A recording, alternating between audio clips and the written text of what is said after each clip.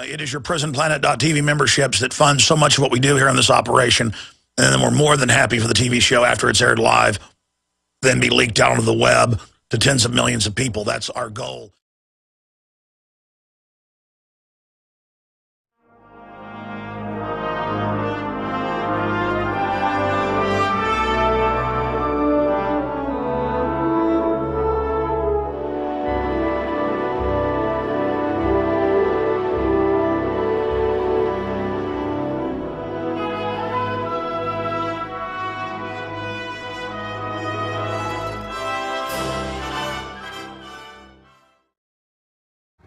Congressman Ron Paul is going to be calling in sometime in the second half hour of this broadcast today to get into the accelerating debt bubble and how bad it's going to get, and some other breaking key intel. So former Congressman Ron Paul, I have to get used to saying that, is joining us coming up later in the hour, and then Mike Adams is going to be in studio with us today. And in case you missed it, we're going to probably air the first 5-10 minutes of one of the most prominent Second Amendment advocates out there. You know who that is, Ted Nugent, who I know lives north of Austin on a large ranch. He's been on the show many times over the last 15 years, but hadn't been on in about a year. He called into the show, and it was powerful radio because he wasn't in his promotions mode when he's doing 5 interviews a day. A lot of people like that have a system where they do interviews in bulk a few times a year, and then that's it. And when they're not doing interviews, they're not doing them. And so when you get interviews with folks like that, and they're kind of on the circuit, you're just getting like a recording. That is not what happened yesterday, and we had some really good talks off air. He didn't say it was off record, but it'll just remain off record. Looks like I may drive up to interview him in the next month or so before he goes back on tour, or get him in studio, who knows. But in fact, guys, remind me, I'm not name dropping here. I already had his info before, but I never had his cell phone. Where's Ted's cell phone that I had written down here? I left it in here yesterday. I was supposed to call him last night.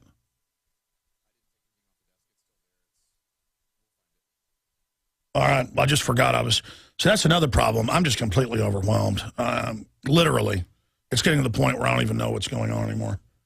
Is that it? Okay, good. Thank you. Thank you. Anyways, I was supposed to... And side issue, ladies and gentlemen. I get in here, I get on air, and then my brain kind of clicks on. I'm like, whoa. Well, you know how I tell stories. I start talking about something, and then I just kind of start regurgitating whatever's on the top of my mind concerning that. But pretty amazing stuff I talked about with Ted Nugent off air. So we'll see about getting him on air with us in a face-to-face interview, or at least over the phone. But wow, a lot of stuff going on in the world today. We're working on a very big news story that will damage the establishment media big time. I'll just leave it at that. It's top-level, A-plus scandal, 5-star scandal. But there's lots of cold feet stuff going on, and so I'm not worried about it, really. If God wants this information to come out, it will, and if God doesn't want this information to come out, it won't. And I'm the type of person that'll release it if I'm authorized to. It's confirmed. But if I'm not authorized to, then I'm not going to even push the people to cover it. And, it's the kind of thing like I take a risk releasing stories like this.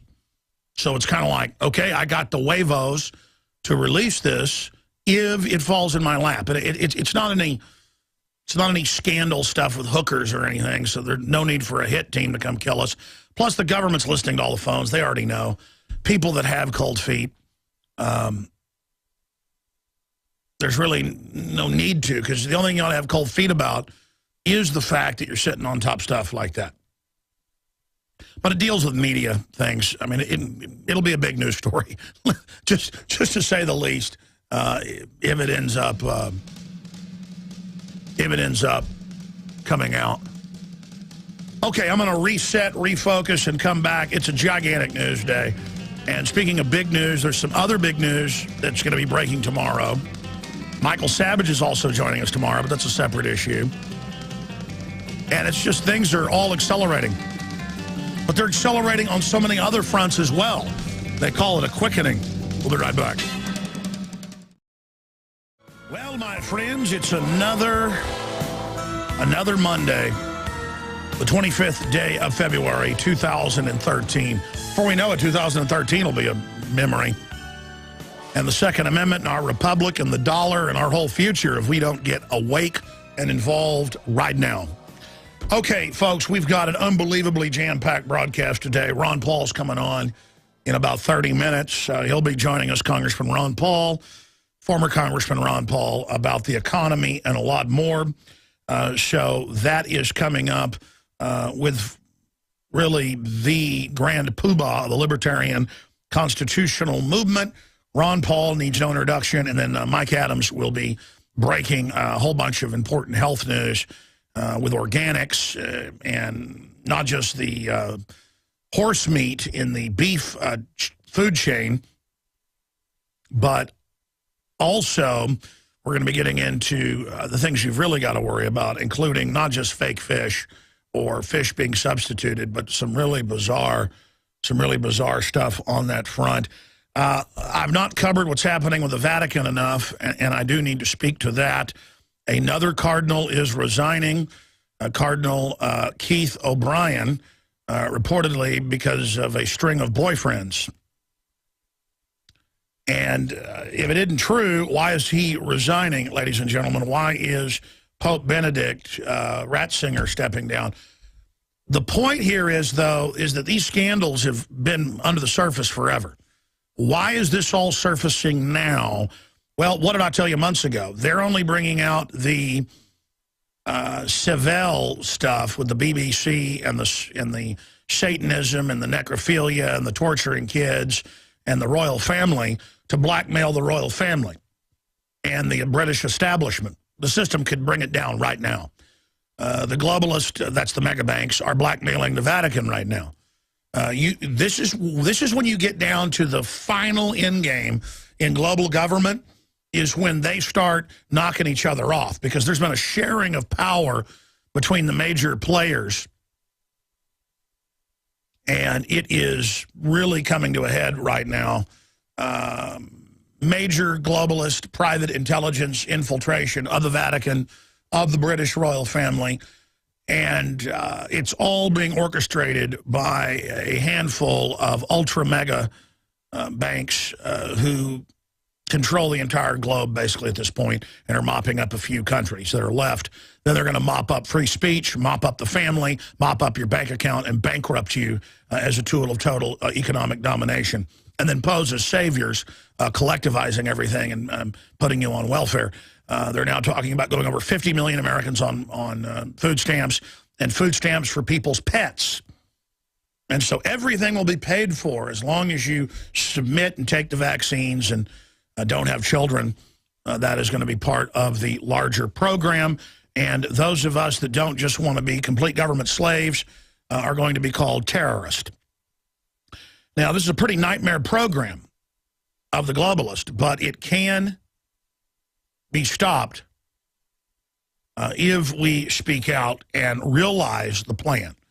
But if we keep dialing into mainstream television and mainstream politics that only gives you a tiny sliver of the larger spectrum, we will be blind, we will be rudderless, we will be thrown upon the rocks and crushed in little bitty pieces societally.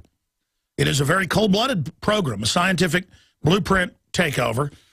But knowing the blueprint and knowing how horrible it is for the general public is a way to trigger our survival instinct and to get humanity firing in the right direction against tyranny. That's why they try to sell giving up, being nihilistic, not caring, being into death, being into being a slave, while you still have plenty of food and water and entertainment. I mean, you know, these people thinking death and all this is sexy, and being slaves and being humiliated and being tortured is cool because it's, you know, cutting edge and because they don't care. They haven't really experienced it yet. So it is a fancy that has been sold to them that they think they like, but not a real fancy. Because if you really fancy something, you need to have experienced it and actually like it.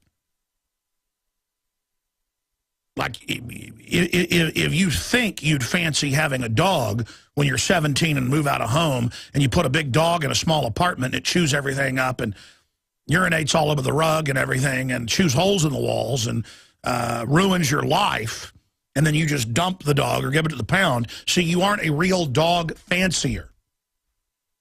You didn't do what it took to actually train the dog, care about the dog, take the dog around with you. You don't actually like a dog. You weren't a true dog fancier.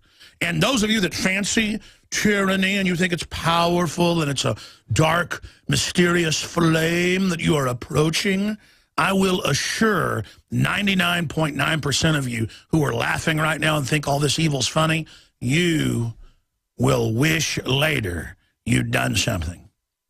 Just denying it's happening or saying you don't care, or saying, so what, humanity's a disease, let it happen. You are saying that from a position of someone that has not been in that lake, who has not swum in its waters. You say you're a veteran of evil. You say you're a veteran of being cool and narcissistic in your own mind. But all that is a coward's subconscious, Pavlovian, mass Stockholm, learned helplessness response that deep down your subconscious is telling you you're in mortal peril. But you don't respect yourself enough to admit to yourself how much peril you and our entire species is in, all of us.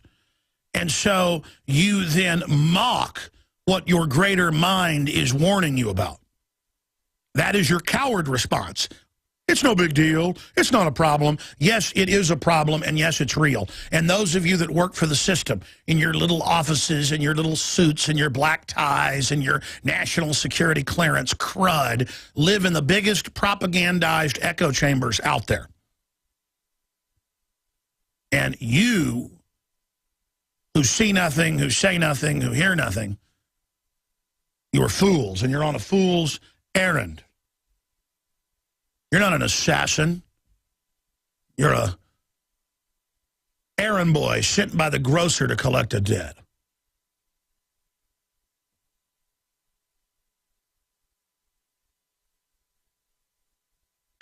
All right, ladies and gentlemen, let me try to give you some of the headlines here ahead of Ron Paul coming on. And then Mike Adams in studio with breaking news. We'll have open phones the next hour, if I'm able to control myself and cover the news.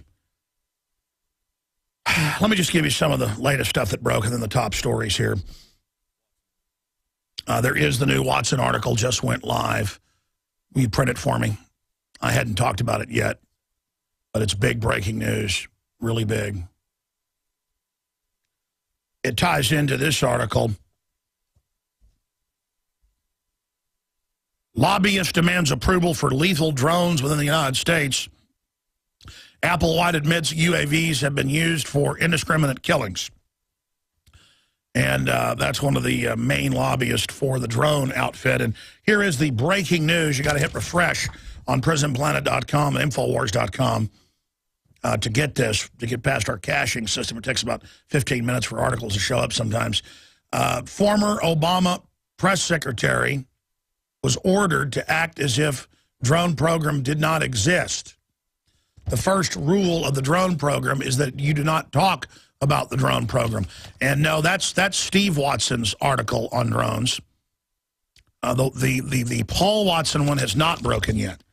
Okay, I told him to watch out for Watson's drone article, and so you can't blame him for bringing me one that Steve just did. They're such prolific, right? And that isn't a big breaking news. I'll tell you what it is, and it should be out in the next 15, 20 minutes or so. Homeland Security has funded a new special drone specifically to hunt down gun owners. You can't make this up. We have the actual training video. I'm laughing because it's just so out of control. I mean, we're in a science fiction movie. They're poisoning the food and water. I've got articles here about China's cancer cities, as they're called, because their cancers are up 3, 4, 5,000%, depending on which type. So are ours. It's just such a joke when people are like, the government's there to protect us. Oh, it's not that bad, Alex. You know, they're not terrorists. You'd be dead. They haven't killed me yet because they believe it'll interfere in their computer simulation with their over-the-horizon Google crystal ball junk. It would mess up the simulation because I've been around for so long that it would validate everything I've said, and they know I've already covered every issue under the sun, and so they don't want that big trigger event yet. Don't worry, they plan on killing me later. Make no mistake. Yes, this is a death grip battle. This is a fight to the death, folks. I hope you realize that out there. This is not a game. This is not a joke. It's not some radio guy trying to sound shocking. I have studied reality. I have studied the enemy's own statements. And if anything, it's worse than I'm saying. Okay, I want to explain something to you. A lot of people say, you scare me. No, I'm not trying to scare you. The scary stuff's going on whether you admit it or not. We've got to admit we're under attack and do something about it. Okay, that's what I'm here to tell you. And all of you that are delusional and think you're part of the winning power structure, you're not. At the end of this thing, you're dead, I'm dead. Okay, the globalists want global exterminism. You know, I've talked about it, but I still haven't played the video clip that Luke Radowski got in an interview with Michael Moore, where he said last week, hey, you don't need a gun, get a dog. This is a guy that has up to 6 bodyguards that are armed. They've been arrested for being armed in illegal, prohibited areas. I mean, this is a total hypocrite. And I was just thinking about that during the breaks while I mentioned it. Also, calling into the show was Ted Nugent yesterday. And it was not the Ted Nugent when he's out kind of as a machine doing interviews. It was the real Ted Nugent, which is similar to the Ted Nugent you hear on air. I'm not saying he's being disingenuous. I'm saying he was more candid and stuff on air and off air with me because now stuff's getting so hardcore. The things he's personally been experiencing. See, this isn't a game, ladies and gentlemen. That's what I keep trying to get across to you. This is not a game. The globalists see it as a game, and the whole world's a simulation. They have every person, every piece of equipment, everything in the world that they can track in giant Pentagon and other globalist simulations. That's on record. MIT, you name it. The RFID, the tracker chips, the smart grid that's going in. Sure, it's great to be able to turn the lights off at your house or see what's going on via a remote camera. The problem is it's all been designed and backdoored to control us. Yeah, there's nothing wrong with a gun until a crazy person comes with a gun to kill you. And then you've got to have a gun to protect yourself, meet force with force. But here, the globalists run the whole system, and it's a whole level above anything we can technologically even understand. And it's a whole level of total war against the species and a full spectrum dominance where the global technocrats fund the enemies themselves and add that into the simulation to where it is a matrix-level false reality, but it's three-dimensional. The system is attempting to build a totally false construct, where then you go out and simulate. The police don't even know why they call it their role, or the military, our role, or we're going to do this drill. It's all acting. And then Al-Qaeda works for the globalists, and only their top people know that. And then people are fighting and dying. It's a real war, but it's totally scripted, funded by the megabanks. The Vatican being brought down by the globalists for full control to put in their new puppet pope. Incredible. The British royalty being absolutely blackmailed right now with the pedophile scandal. The prime ministership, all of it.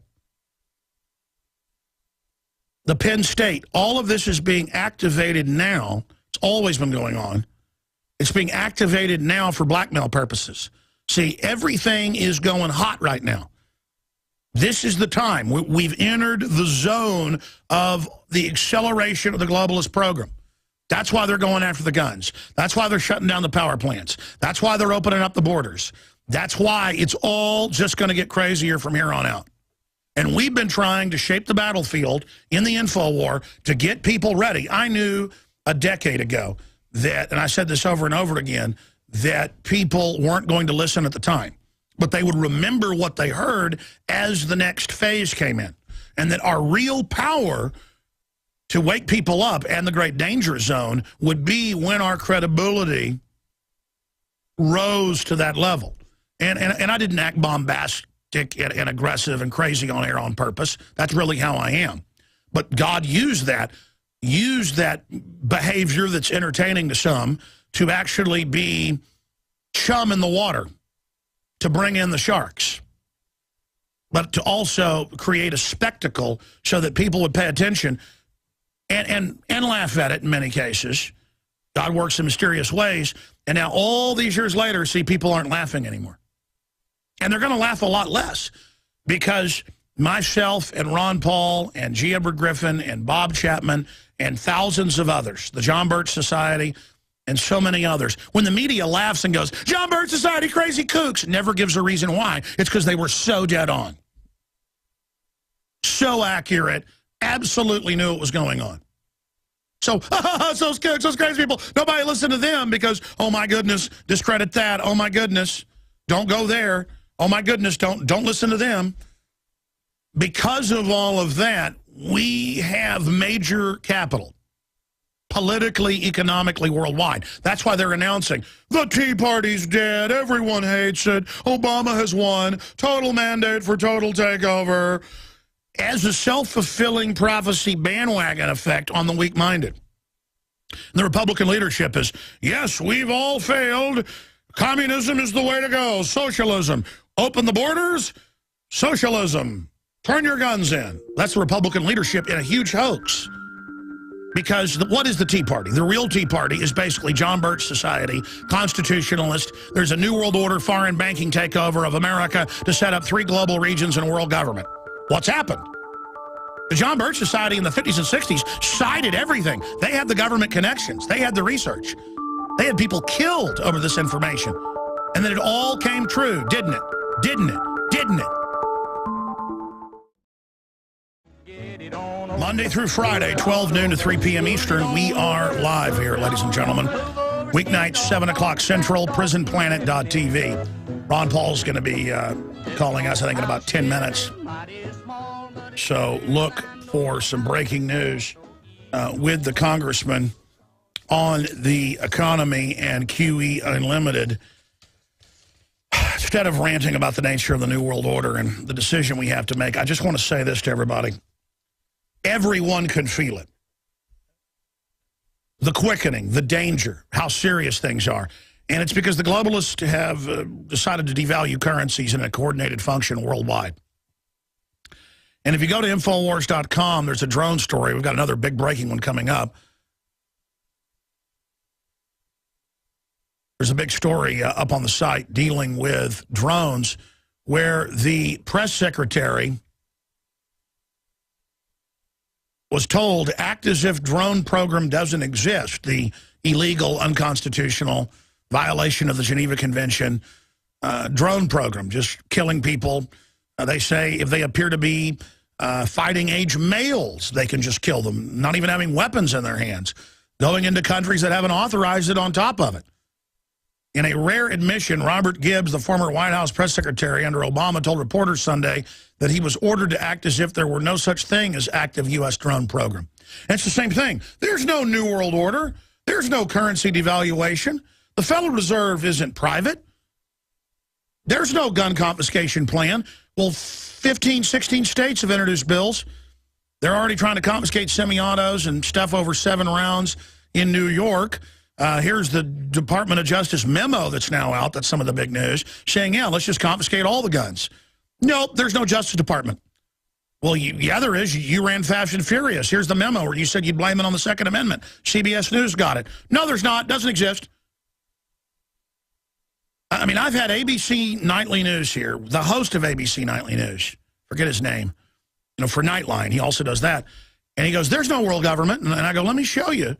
And I had literally like 20 different videos and links to world leaders saying world government. And he goes, well, that's a different world government than what you're talking about. And he said, okay, let's go to the park and do an interview. We've done one in here. Let's do one in the park. So 30 minutes later, we're at the park. He's got his crew with him. And I go, well, you just saw them admit world government. And he goes, no, I didn't. I don't agree to that. And then we went to dinner, and he's like, oh, I know.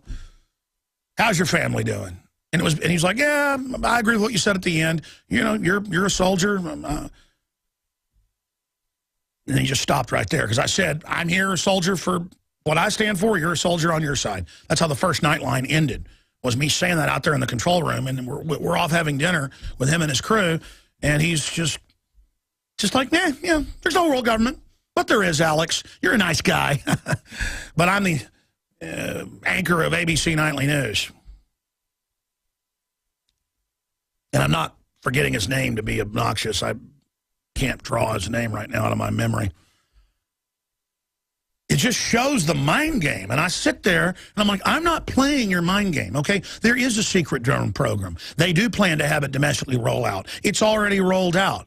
Now we have internal videos that these morons, not just one, but we're digging up more, that these morons put on a server and index to be public, promoting Homeland Security funding drones to spy on gun owners. You cannot make that up. Watson's got it going up very soon at Infowars.com and PrisonPlanet.com. I mean, this is the cuckoo level we've gotten to. And Robert Gibbs goes, yeah, I know I look dumb, but they told me to just act like it didn't exist. And this is, understand something, this is when it was on record it was going on. You'd see that with Bush's last, Perino, the blonde. She would get up there and they'd say, is the oil price going up because the dollar's being devalued? She would go, I cannot speak to that. And they would go, but the oil price is going up. She goes, I cannot speak to that. I mean, it's this wall of denial. And when you're informed, it's comical. But to the general public, they don't know. Most people don't even watch press conferences. Or if they do, they're in the media, and then they're lazy about it. They just repeat whatever government says. So you've got a huge, corrupt world government that's been set up. I mean, look at some of these headlines. Lobbyist demands approval for lethal drones within the United States. Former Obama press secretary was ordered to act as if drone program did not exist. Beretta tells Maryland it will move operations if gun law is enacted. And a bunch of gun manufacturers, as you know, over the weekend came out and said, we will no longer sell to government, federal or state, any of these firearms if you deny them to the citizens. And that's how you need to act, folks. Gun owners, gun shops, companies, corporations that aren't global traders, you do not do business with the enemy. This is life and death, folks. We've got to use the power of the purse that we have left in boycotts or it's over. You've got to live for the rebellion against tyranny. You've got to live for the republic. Plus, if you do that and try to buy local, try to buy American, none of us are perfect, try to speak out against the globalist, vote with your dollars, vote with your mouth, vote with word of mouth, vote on the jury box, the grand jury. When you do that, it hurts the globalist. I mean, they need us to go along with them. They need us to buy into their system. You don't have to die for the revolution. You've got to live for the revolution. That's what Immortal Technique said, and I'm definitely going to, I know that's been said by others before, but it's absolutely true. And you've got to define the real revolution, not the collectivist corporate fascist, not the collectivist socialist or communist, no. Real local control, real sustainability, not the fake UN counterfeit that's really unsustainability. See, everything with them has one label, but is the opposite. Or if you catch them doing something, they just go, no, you didn't. Hey, Wells Fargo, you got caught with Wachovia laundering $300 and something billion of drug money. No, we didn't. Well, yeah, I mean, here it is admitted in the news. No, we didn't. They play this game with you, hoping that you're not really informed, hoping that it just matters. Well, you know, MSNBC says there's no New World Order and Alex Jones is crazy, but Alex Jones has all this proof. But MSNBC has a fancier looking studio, and their people read off a teleprompter, so it looks slicker. I'm going to go with them.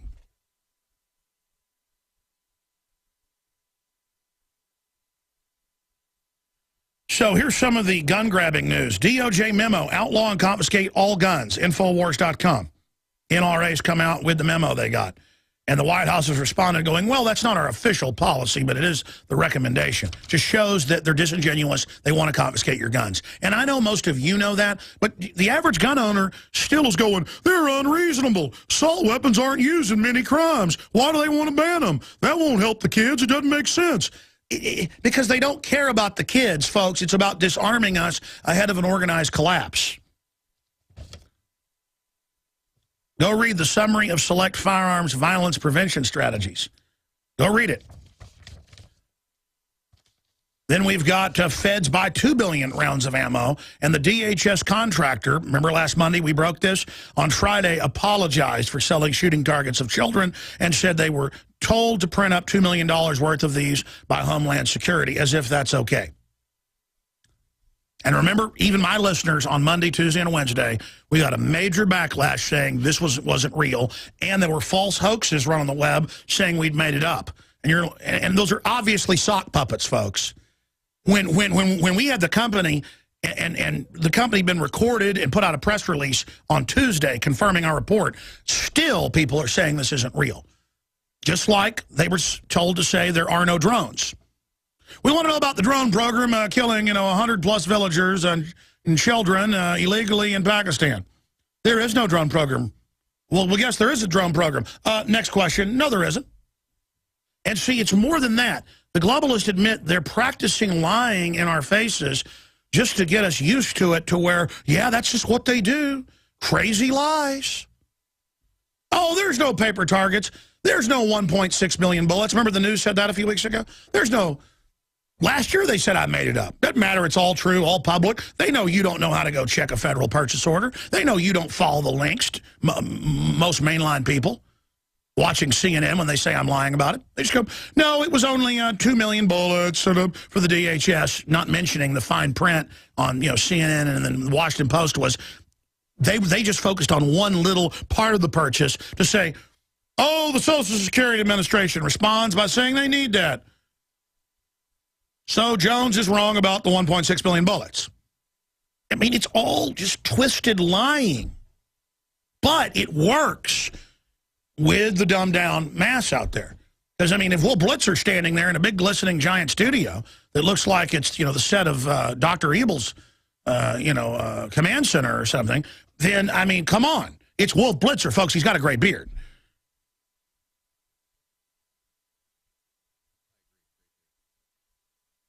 So that is the type of garbage that we are dealing with. Is Ron Paul called yet? Okay.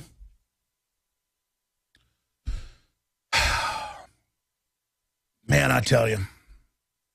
I got a big stack of news here. Why is Walmart worried? Payroll taxes could cut consumer spending. That's out of the Christian Science Monitor. Could cut the spending? Could cut the spending. Spending has already contracted since the payroll taxes kicked in the last month. It's on record that consumer spending has already plunged, and that hiring has plunged, and that because of government-run health care, companies are laying off from 40 hours down to below 30 so that they don't have to get you Obamacare. It was written by big industry to hammer the American worker and drive you into the welfare rolls for collectivization.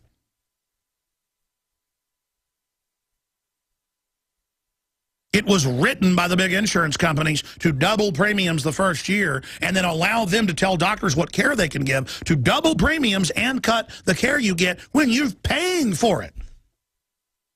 I mean, you couldn't have written something nastier. You couldn't have written something meaner. You couldn't have written something that would have wrecked health care worse than this.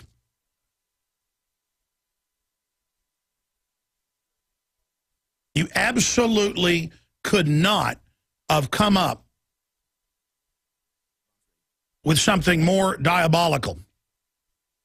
Now, he's only got about 15 minutes with us. Former Congressman Ron Paul, best-selling author, joins us. I wanted to get him on because he's been writing and speaking and posting articles at Campaign for Liberty, breaking down the bubble is really getting big, the QE unlimited, the global currency crises, with the very authors of the currency crises posing as our saviors. And just last week, more proposals by the G20 for a Bank of the World SDR, that's global government, to back it all up. Ron Paul, Dr. Ron Paul, thank you for coming on, sir. Thank you. Good to be with you. Can you give us the latest on your analysis on what's happening with the economy and this big event you've been talking about the last few years? How close are we right now? How serious is this currency war? Well, I think in many ways we're in the middle of it. I think the evidence to the general public is still not there, and there's not been a panic.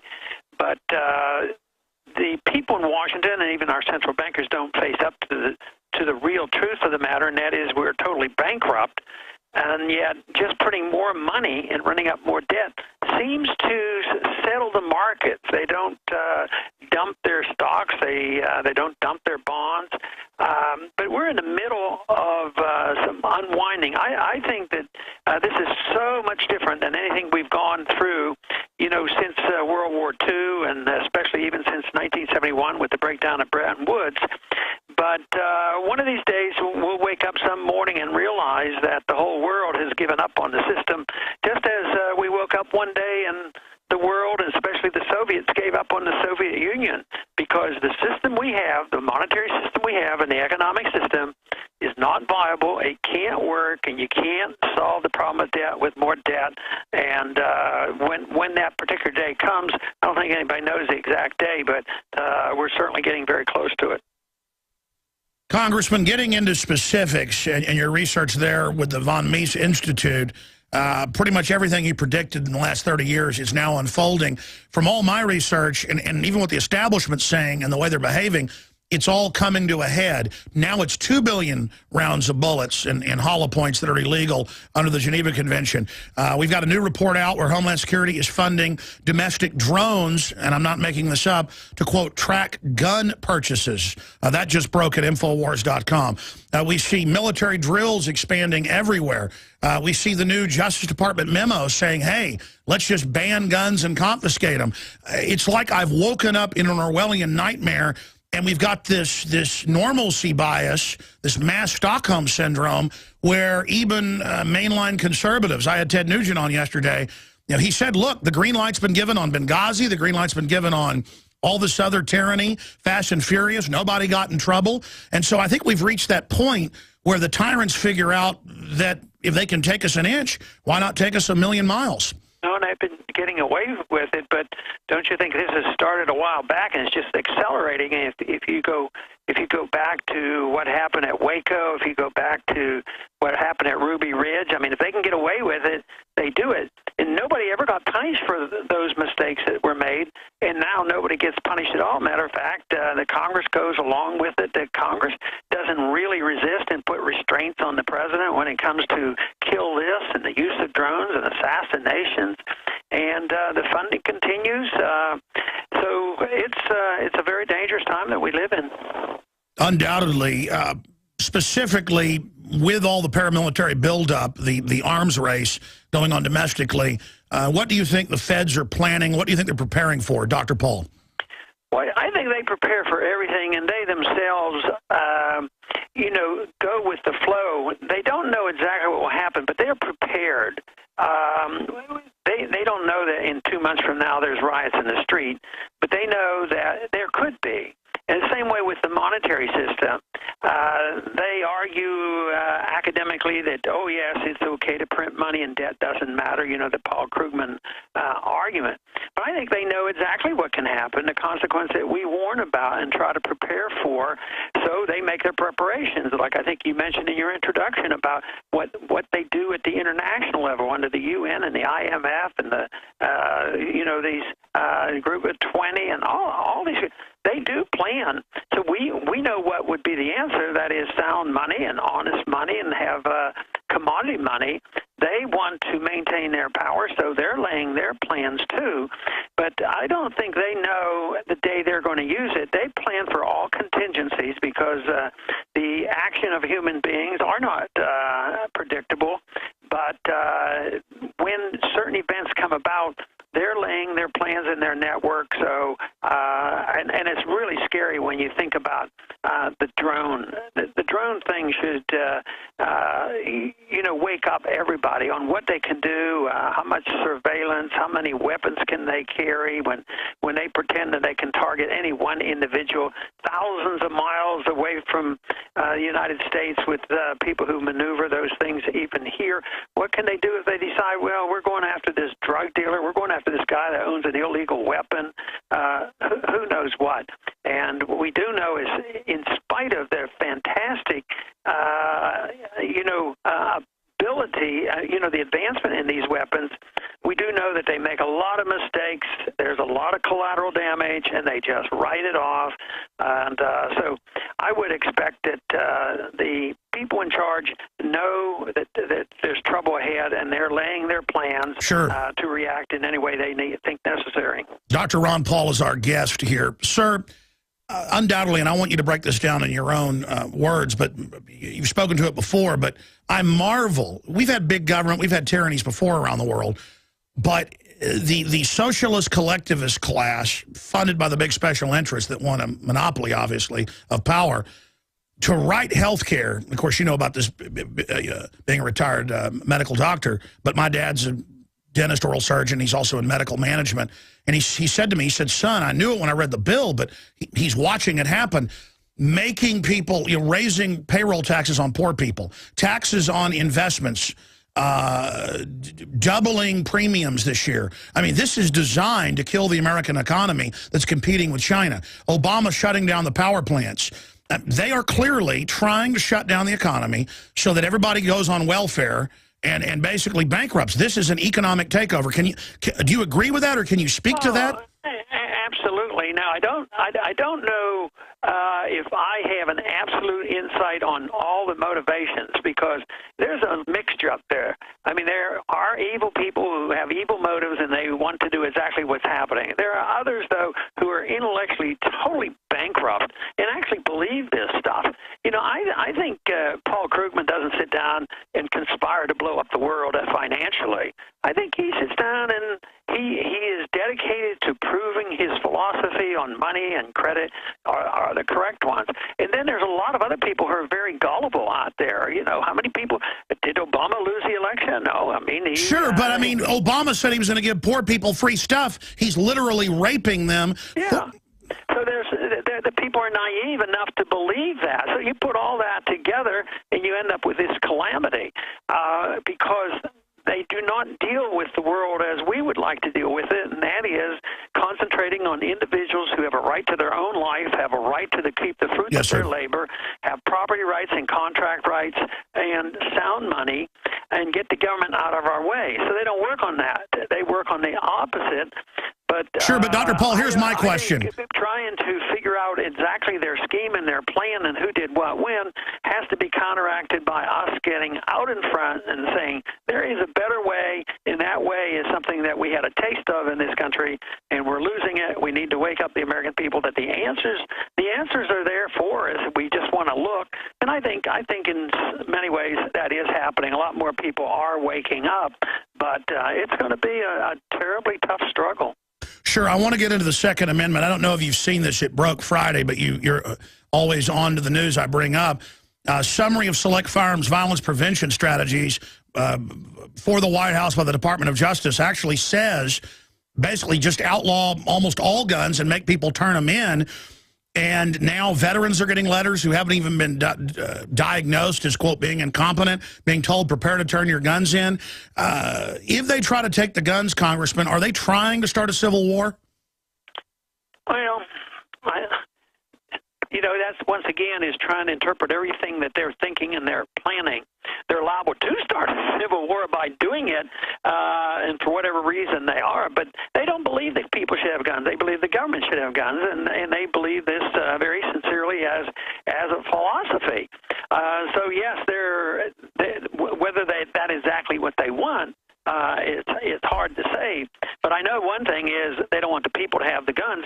But it's one thing, I think a lot about these problems, but I just don't think that the people are going to give up their guns. I agree. This is when wars start, when both groups aren't giving up like two trains, and the politicians are off in their ivory towers drinking champagne, saying let them eat cake. In closing, sir, we've only got about 3 minutes left. Campaignforliberty.org. I know you've got some big announcements coming. What Dr. Paul's going to do now that you've left Congress. Can you give us a little idea on when these announcements are going to be made so that we can all get behind it? Yeah, I think, they're coming together now. It was recently announced about the radio broadcast that we'll be doing, and I feel very fortunate that we have that. But there will be others, and I would say in the next 3 months or so that we should have some of this coming out, and I'll have another book. And so a lot of people, thought that, I would be able to sit still and just watch this thing go on. And there's no way. I'm really excited about the opportunities I have now. My time is more my own. I get to travel when I want. I don't have to get on that airplane when John Boehner says I have to go up there to vote. So I have a lot more freedom and a lot more opportunities. And hopefully if I do a good job, I will reach more people, not less people. There were a lot of speeches I had to give when there were no people in the audience, when you talk at Congress. So I'm, like on Monday, I'm going to be at, a week from today, I'll be at George Washington University in Washington. Hopefully I have a nice crowd out there. So you have only begun to fight. Campaignforliberty.org. How long until you get your website, Ron Paul? Well, that's up in the air. We're still working on that, but I don't sit and worry about that. I know it's going to come out to our best, and we will be able to take care of it. There's enough flexibility out there. But, I lean toward believing that I'll once again be able to have ronpaul.com. Very exciting. Sir, all I can say is Godspeed. We thank you for your work. Can we get you to call for impeachment of Obama for Fast and Furious? I know you're not in Congress now, but should we get a movement to try to impeach Obama? Well, if you're energized to do that, I can think of other things to do. But people say, well, should he be impeached? Well, impeach him. I think no matter which president it was, probably for the past 50 years, for most likely I'd have found reason to impeach him and I'd impeach the whole Congress. So it's an overwhelming task to get everybody out of Washington that ought to be impeached or thrown out. But some people see that as a good tool. But absolutely, it's a political issue. And thank you, Ron Paul. Thank you so much, sir. All right, we've got breaking news that should be up any minute. It's huge. And guys, get the video as soon as it goes live. Like Watson already had the video earlier today. We probably should have already gotten it. Call Watson, ask him. I forgot to tell you that. Of the drone video he's got. Ask him for that immediately so that we have that as soon as the article comes out in the next 10, 15 minutes. Just incredible information on the drone front. I'm just going to leave it at that. And I will get to a ton of news as well. Oh, it's up. It just went live. Okay, video. DHS-funded drone spies on private gun sale. I'm not kidding. You cannot make this up. You cannot make this up. Now live at Infowars.com and PrisonPlanet.com. And just hit refresh, because we don't have auto refresh on the site. We probably should put that in there, but people can complain. Maybe we should set auto refresh to every hour or something, because people don't remember to hit refresh and they like have yesterday's news up there. Because see, we have to use caching because our site gets so many visitors, or the site would go down. But then it's a cache-heavy site. I don't want to get into internet stuff. I'm going to cover this when we come back from break. So this has now gone live at Infowars.com. In fact, guys, dial up Watson. Let's get him on Skype right now. Yeah, let's just call Watson, get him in front of the Skype for the next segment, and then get that video grabbed as fast as you can. And you know what? This dovetails with the video. I never aired all of it last week. The one about the Pentagon mini drones, where the big mama drone flies over the mothership and then drops the drones on you. I'm going to cover this, and then I'm going to go to your phone calls, and I'll give the number out in the next segment. And then I want to ask listeners, we've got a total arms race by our so-called government that's been hijacked by foreign banks. You've got the media involved in collaboration selling total tyranny as if it's a loving, thing like mommy making you a peanut butter and jelly sandwich. It's time to say no to this, and it's time to admit how hardcore everything's gotten. And then we're also going to get to the Ted Nugent video. Ted Nugent called into the show yesterday, and I want to air the first 5 minutes of it. Jakari Jackson's going to cut the 20-minute interview or so down to like 5 minutes, some of the highlights. That was a pretty good interview with Ted Nugent, and he's getting harassed something fierce by the feds right now. So that's coming up as well. But, it really makes me mad, as I talked about with Congressman Ron Paul, who just joined us. It really, really angers me at a fundamental level that the system is trying to bankrupt poor people, to put them on welfare, to then start cutting the welfare later. It's bad enough to make somebody dependent, but then to make them dependent and then cut it off incrementally in just a slow anaconda or boa constrictor kill.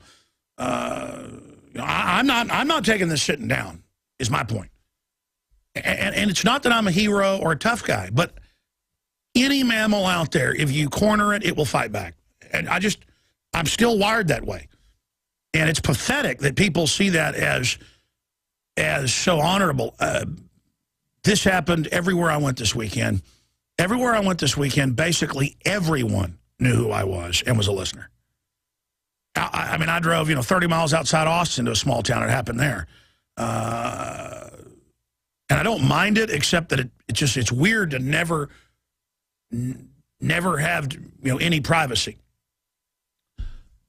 And I'm not talking about that to go, oh, I'm famous. No, I mean, listen, I can go to Minnesota. I can go to Chicago. I can go to New York City.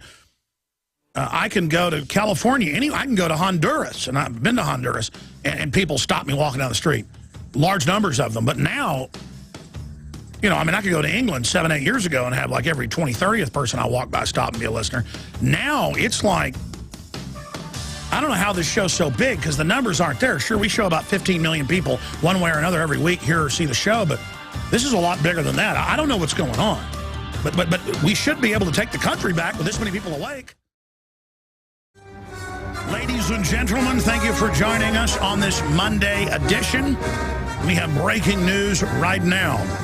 Video, DHS-funded drone spies on private gun sales. A company hired and paid to produce drones specifically to spy on the American people. This is breaking on Infowars.com, PrisonPlanet.com, Infowars Nightly News, exclusive. Right now, this is big. You tie it into veterans by, it's got to be the tens of thousands. I ran into people this weekend who are vets, who have no background in mental illness, getting letters saying, prepare to turn your guns in. The NRA got a hold of the memo. The White House responded saying it is their memo from the Justice Department saying we need to register all the guns and then confiscate them basically all. It says all guns are bad. They should just all be taken. Incredible. And they say only 35 people actually died to mass shooting, which is true. They say it's 87, but they go on to say most of those were gangs killing each other. So it was only 35. And so they use that to say, let's just take them all. You've got that, the 2 billion rounds of ammo, the military training for domestic operations, the Army manuals for gun confiscation, the Army manuals for domestic FEMA camps. All official. Just type in Army manual FEMA camp. It's all official. Army Times, you name it. It's crazy, ladies and gentlemen. It's crazy what's going on. But if we can force a public debate about this, it's unconstitutional, it's illegal, we can reverse it and say, no, we don't want smart meters spying on all of our appliances and tracking us, as the CIA director had told Wired magazine they do.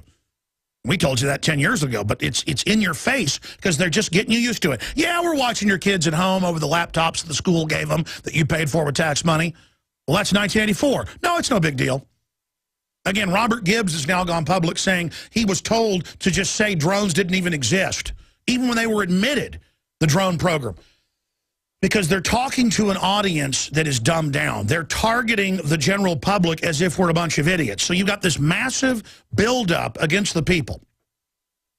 And you've got the paper targets of gun owners and women and children and a lady in her bathrobe and a 5-year-old boy. And it says, no hesitation. These are your new targets. The company apologized, but said, hey, Homeland Security bought 2 million of these from us, $2 million worth. They asked for these. One of the biggest paper target makers in the country. And again, ladies and gentlemen, this is outrageous what's going on.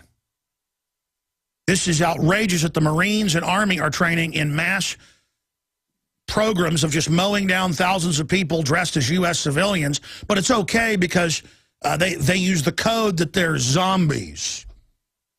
So you have a giant buildup by our so-called government to kill us. Enough bullets to kill every American 6 times now. Over 2 billion rounds. The strike vehicles, the tanks, the helicopters, the drones. All of this. DHS video. DHS-funded drone spies on private gun sale. Incredible. Promotional material for Shadowhawk depicts firearms transaction as criminal activity. The promotional video for a surveillance drone now being purchased by law enforcement bodies across the country with the aid of DHS funding shows a UAV spying on a private gun sale. Now, again, everything, not just this. If it was just this, you know, it'd be worrisome, but it's hundreds of data points. It's all about, what does the Homeland Security Manual say? Gun owners, conservatives, libertarians, constitutionalists, in the fetters, Ron Paul supporters, anti-New World Order people, conspiracy theorists. But what's number one? Returning veterans. Returning, they even have, we broke this years ago, but it suddenly got in the news last week, the first class of FEMA Corps being graduated, paramilitary. I have the article, New Defense Clandestine Service blends civilian and military operations, that domestic security force with a base goon-level schmuck, tattletale, Chavano, I guess that's what Tony Montana, a rat, a spy. You want a Chavano on every corner, watching you, telling you what to eat, when to sleep, what to wear. You like squid? You a sheep? Bah, bah. I mean, come on, folks. Is this classical hardcore tyranny the biggest, fattest, ugliest thing the world's ever seen in our face, using military tactics of saying, I don't exist, I don't exist, I don't exist. Let me explain something to the globalist. You see 10 million guns a month being sold. You see the panic out there for a real reason. Sometimes a panic's a good thing. Get people out of their trance. America knows about the foreign takeover. What I'm talking about is now being picked up by every other major talk show host. You understand that? Not because I'm some great person. I was just someone aware of it before others who didn't care how I sounded and didn't care about how many radio stations I was on because I had to get the word out any way I could. I just mailed out 150,000 free bumper stickers. Even paid for the shipping. I'd mail out 10 million if I had the money. But I'm so busy covering news, I don't even plug money. Go to InfoWarsShop.com. Buy ProPure water filters. It already has the lowest price. Buy shirts, DVDs, films, books. Buy it all. I'm telling you, if I got $1 million donation right now, I'd spend 100% of it on mailing out, I don't know how many. It would cost $35,000 for the stickers and the shipping. About $32,000, $33,000, I forget. The point is, how many would $1 million worth of bumper stickers? And the average bumper sticker is seen by 20,000 people in 1 year, in its lifetime. Average lifetime about a year, 12 months, some last longer. It'd be billions of views, billions. I mean, listen, this is real, folks. I'm willing to die for this information. But I intend to win the info war with God's help. You are living at the crossroads. This is an incredible time to be alive. Everything's happening right now, and it's just started. The fuse is lit, folks. All the stuff you see is just the fuse burning. The explosion, politically, is either going to go into total tyranny, and they're going to use that to totally take over, or we, like judo, use their energy against them and rip their arms politically out of their sockets. And I'm telling you, this is it, ladies and gentlemen. This is it. This is the big enchilada right here. This is it right now. Listen, you got to act now. You don't act later like, well, what do I do? Speak out, warn people, call and talk radio, go speak at city council. Hit your knees and say, God, I want to fight the corruption. I want to defend the innocent. God, tell me what to do. Believe me. Believe me. You know what God really likes? I'm telling you this from experience. God likes you just saying, hey, I'm not praying for anything except please have me do what you want. I'm weak. Take me over. That's the prayer right there. Take me over. I'm yours. I'm yours. I'm yours. Okay, that's the answer. Because this is it, ladies and gentlemen. This is the big one, okay? Everybody can feel it. Everybody can see it. It's all just going to get crazier from here on out. Listen to this promotional video for the surveillance drone now being purchased. You guys can start rolling it over me. The promotional video for surveillance drone now being purchased by law enforcement bodies across the country with the aid of DHS funding shows a UAV spying on a private gun sale. The promotional video for a surveillance drone now being purchased by law enforcement bodies across the country with the aid of DHS funding shows a UAV spying on a private gun sale, falsely depicting the scenario as a criminal activity. That's how they do it. It's a psych warfare. Notice Paul gets that. It is important to emphasize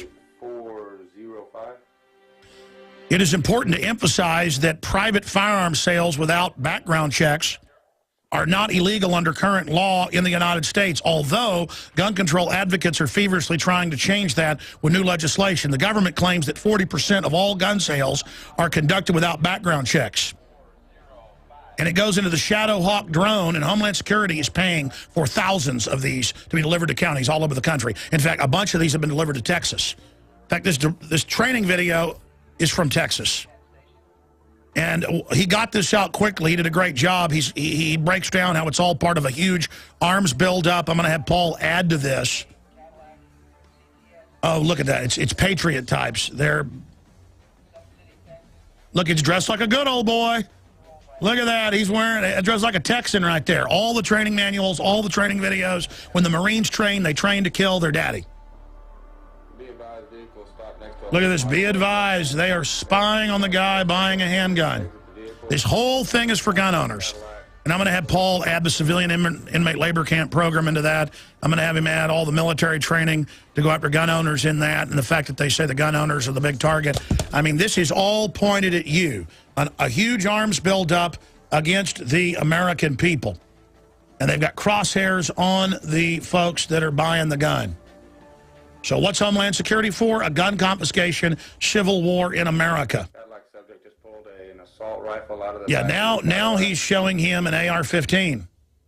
Looks to have optics, flashlight added on. Oh, this is so evil. Again, they're casting gun owners as criminals. I want to bring Paul Watson up. We're going to break here in just a moment. Paul Watson, I mean, you add all this together, all these data points. I mean, this is crazy. And now they're saying today, you wrote another article, they want to use these drones against us publicly, and they already are in places like North Dakota and in the Dorner case. Paul Watson. Well, yeah, that was a lobbyist at a recent House committee hearing in Washington State. And he basically admits, this is Paul Applewhite, whose company was founded to provide unmanned systems and training to government and industry. So he's in bed with them. And he basically says, not only have they been doing targeted killings abroad, of course, we know, 5,000 people, most of them completely innocent, have been killed by armed drones. But they've been doing indiscriminate targeting of people abroad. So that's a new one.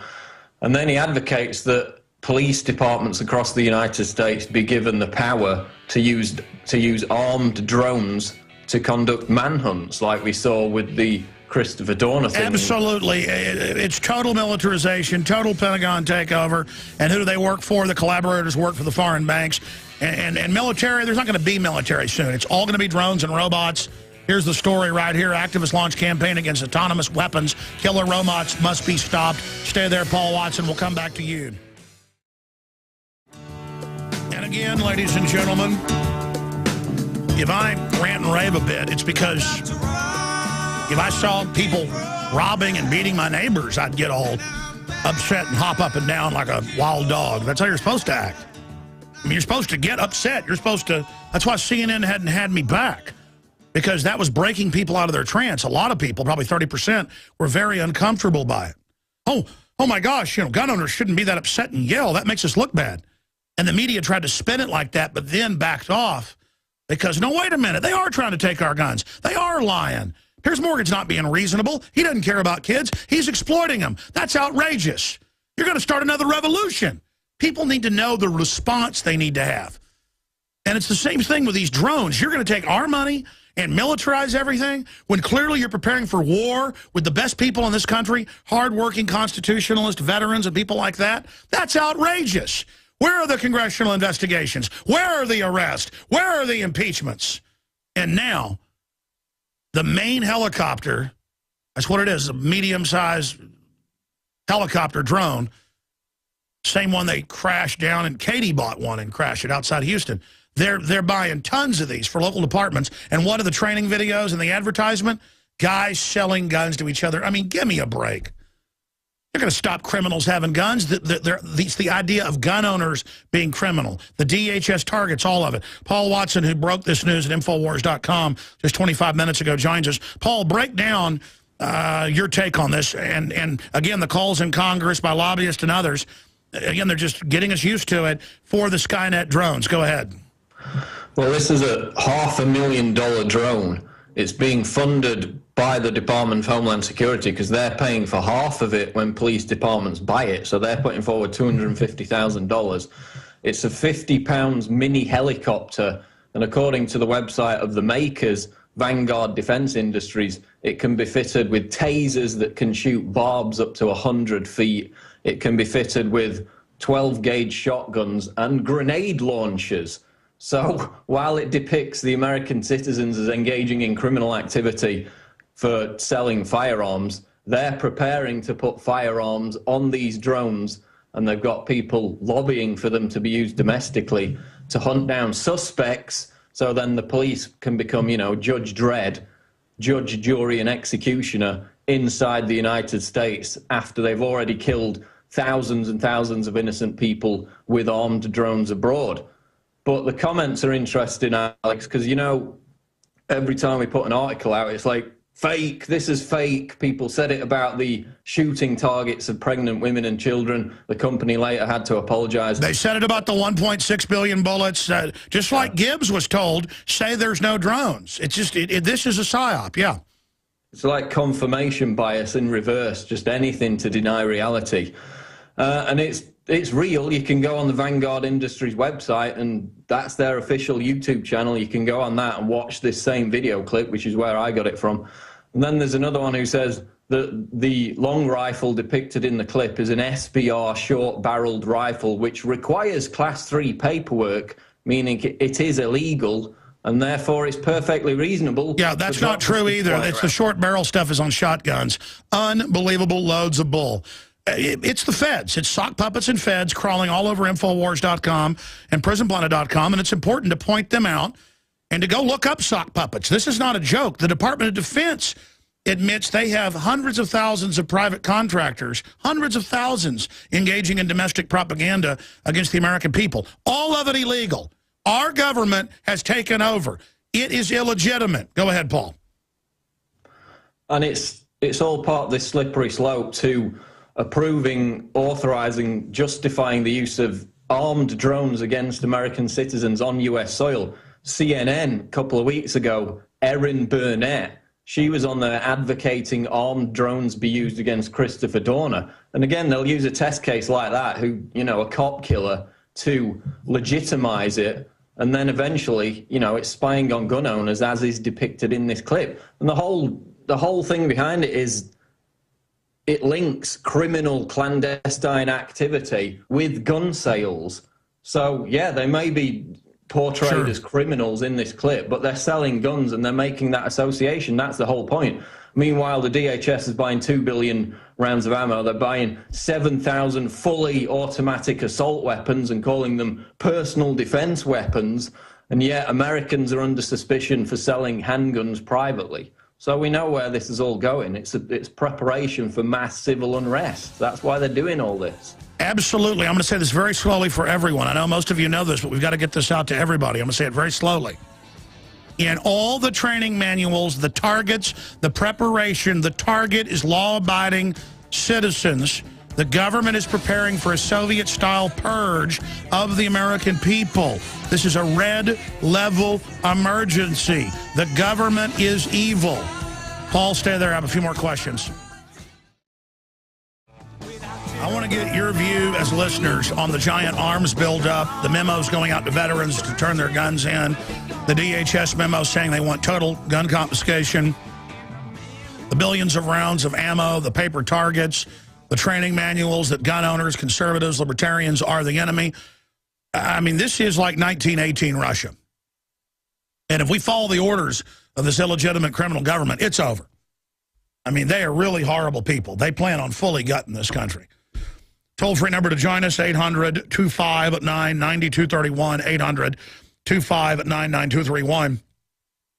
Paul, last week we aired part of a video. We'll play some more of it in a moment, with the Air Force showing a drone flying over and launching little drones that land on your power line and spy on you. Well, that's what the smart meters already do. You just pay to have them put on the side of your house illegally. The boldness of this takeover, but it's accelerating for the collapse. I mean, does the system really think some drones and some spy systems? People, it's not going to matter spying and having intel on people when they hate your guts and know you're a foreign occupier. It doesn't matter. I mean, I get these calls about, oh my gosh, the military will get us. The military, we've already woke them up. The globalists couldn't hold Baghdad with 100,000 troops. I'm sick of this. I mean, we'd have to be the most cowardly, pathetic people in the world to keep putting up with all this. But then I see the general public watching the Oscars and sucking their thumbs. I mean, it's quite a spectacle. Go ahead. Well, I guess the people who matter, Alex, aren't going to turn their guns in because they're not the people sucking their thumbs, are they? I mean, those people in Katrina, a lot of them turned their guns in, so it's whether people are delusional enough to believe the lie that it's for their safety, which is what they're going to be told. But you mentioned 1918 Russia. I put out an article on Friday with a Russian communist propaganda poster from 1918 where it says, "Comrades, turn your guns in," which of course is a chilling resemblance to the Dianne Feinstein quote. But I've noticed in the aftermath of your appearance on Piers Morgan, there's been this kind of meme on behalf of gun control advocates and statists saying, and they've completely taken over the Google search results in this, saying, Hitler never took the guns, Stalin never took the guns. They're trying to literally rewrite history to claim that tyrannical, barbaric regimes in history did not engage in I saw gun your control. article. And Salon and CNN, they've got the top links along with Nazi groups saying Hitler didn't take guns. Well, technically, Weimar Republic had gun restrictions on the books. Then Hitler selectively enforced them. It is a load of crap that Hitler didn't take guns, not just in Germany, but all over occupied areas. And yes, you have all the liberal sites that are really authoritarians going, no one ever took guns for authoritarianism. Absolute complete bull.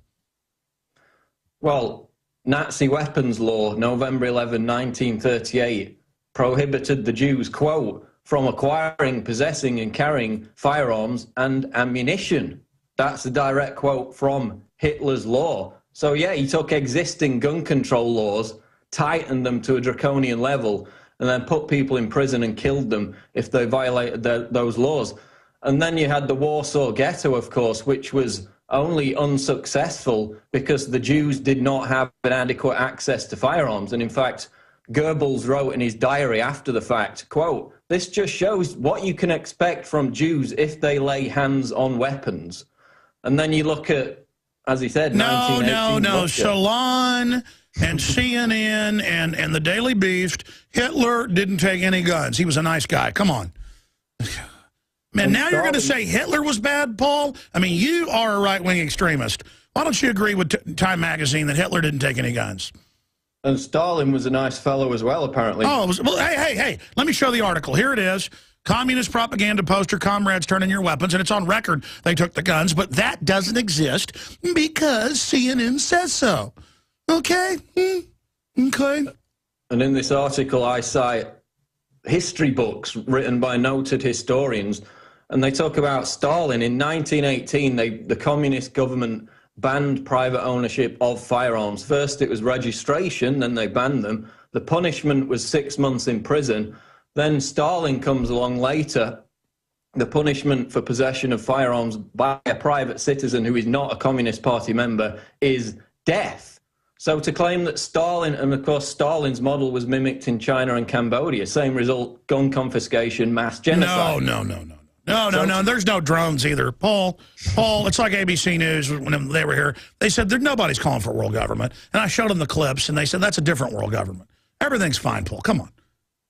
And the shooting targets put out by the DHS contractor were all fake. They never existed. It's ridiculous, the propaganda. But, you know, you're Bill Hicks, I'm a lizard. That's documented. That's important to discuss. Oh, and it is entertaining. Keep it coming. More, please. No, seriously, in closing here, and I'm going to play a clip from this Air Force training video and then play a clip from Ted Nugent with us yesterday when he called in, and then we're going to go to your phone calls ahead of Mike Adams coming in studio. There's some type of diversion on the road, so maybe a little bit late, but Mike Adams breaking news coming up as well. In closing, I just want to say this, folks, support us. I want to finish the new studios. I want to do the satellite uplinks. I've got a bunch of money I got to spend. And the more money comes into our operation, the more we can fight. And is there any place out there hitting the globalist harder every day than Infowars.com? Yeah, drugsreport.com.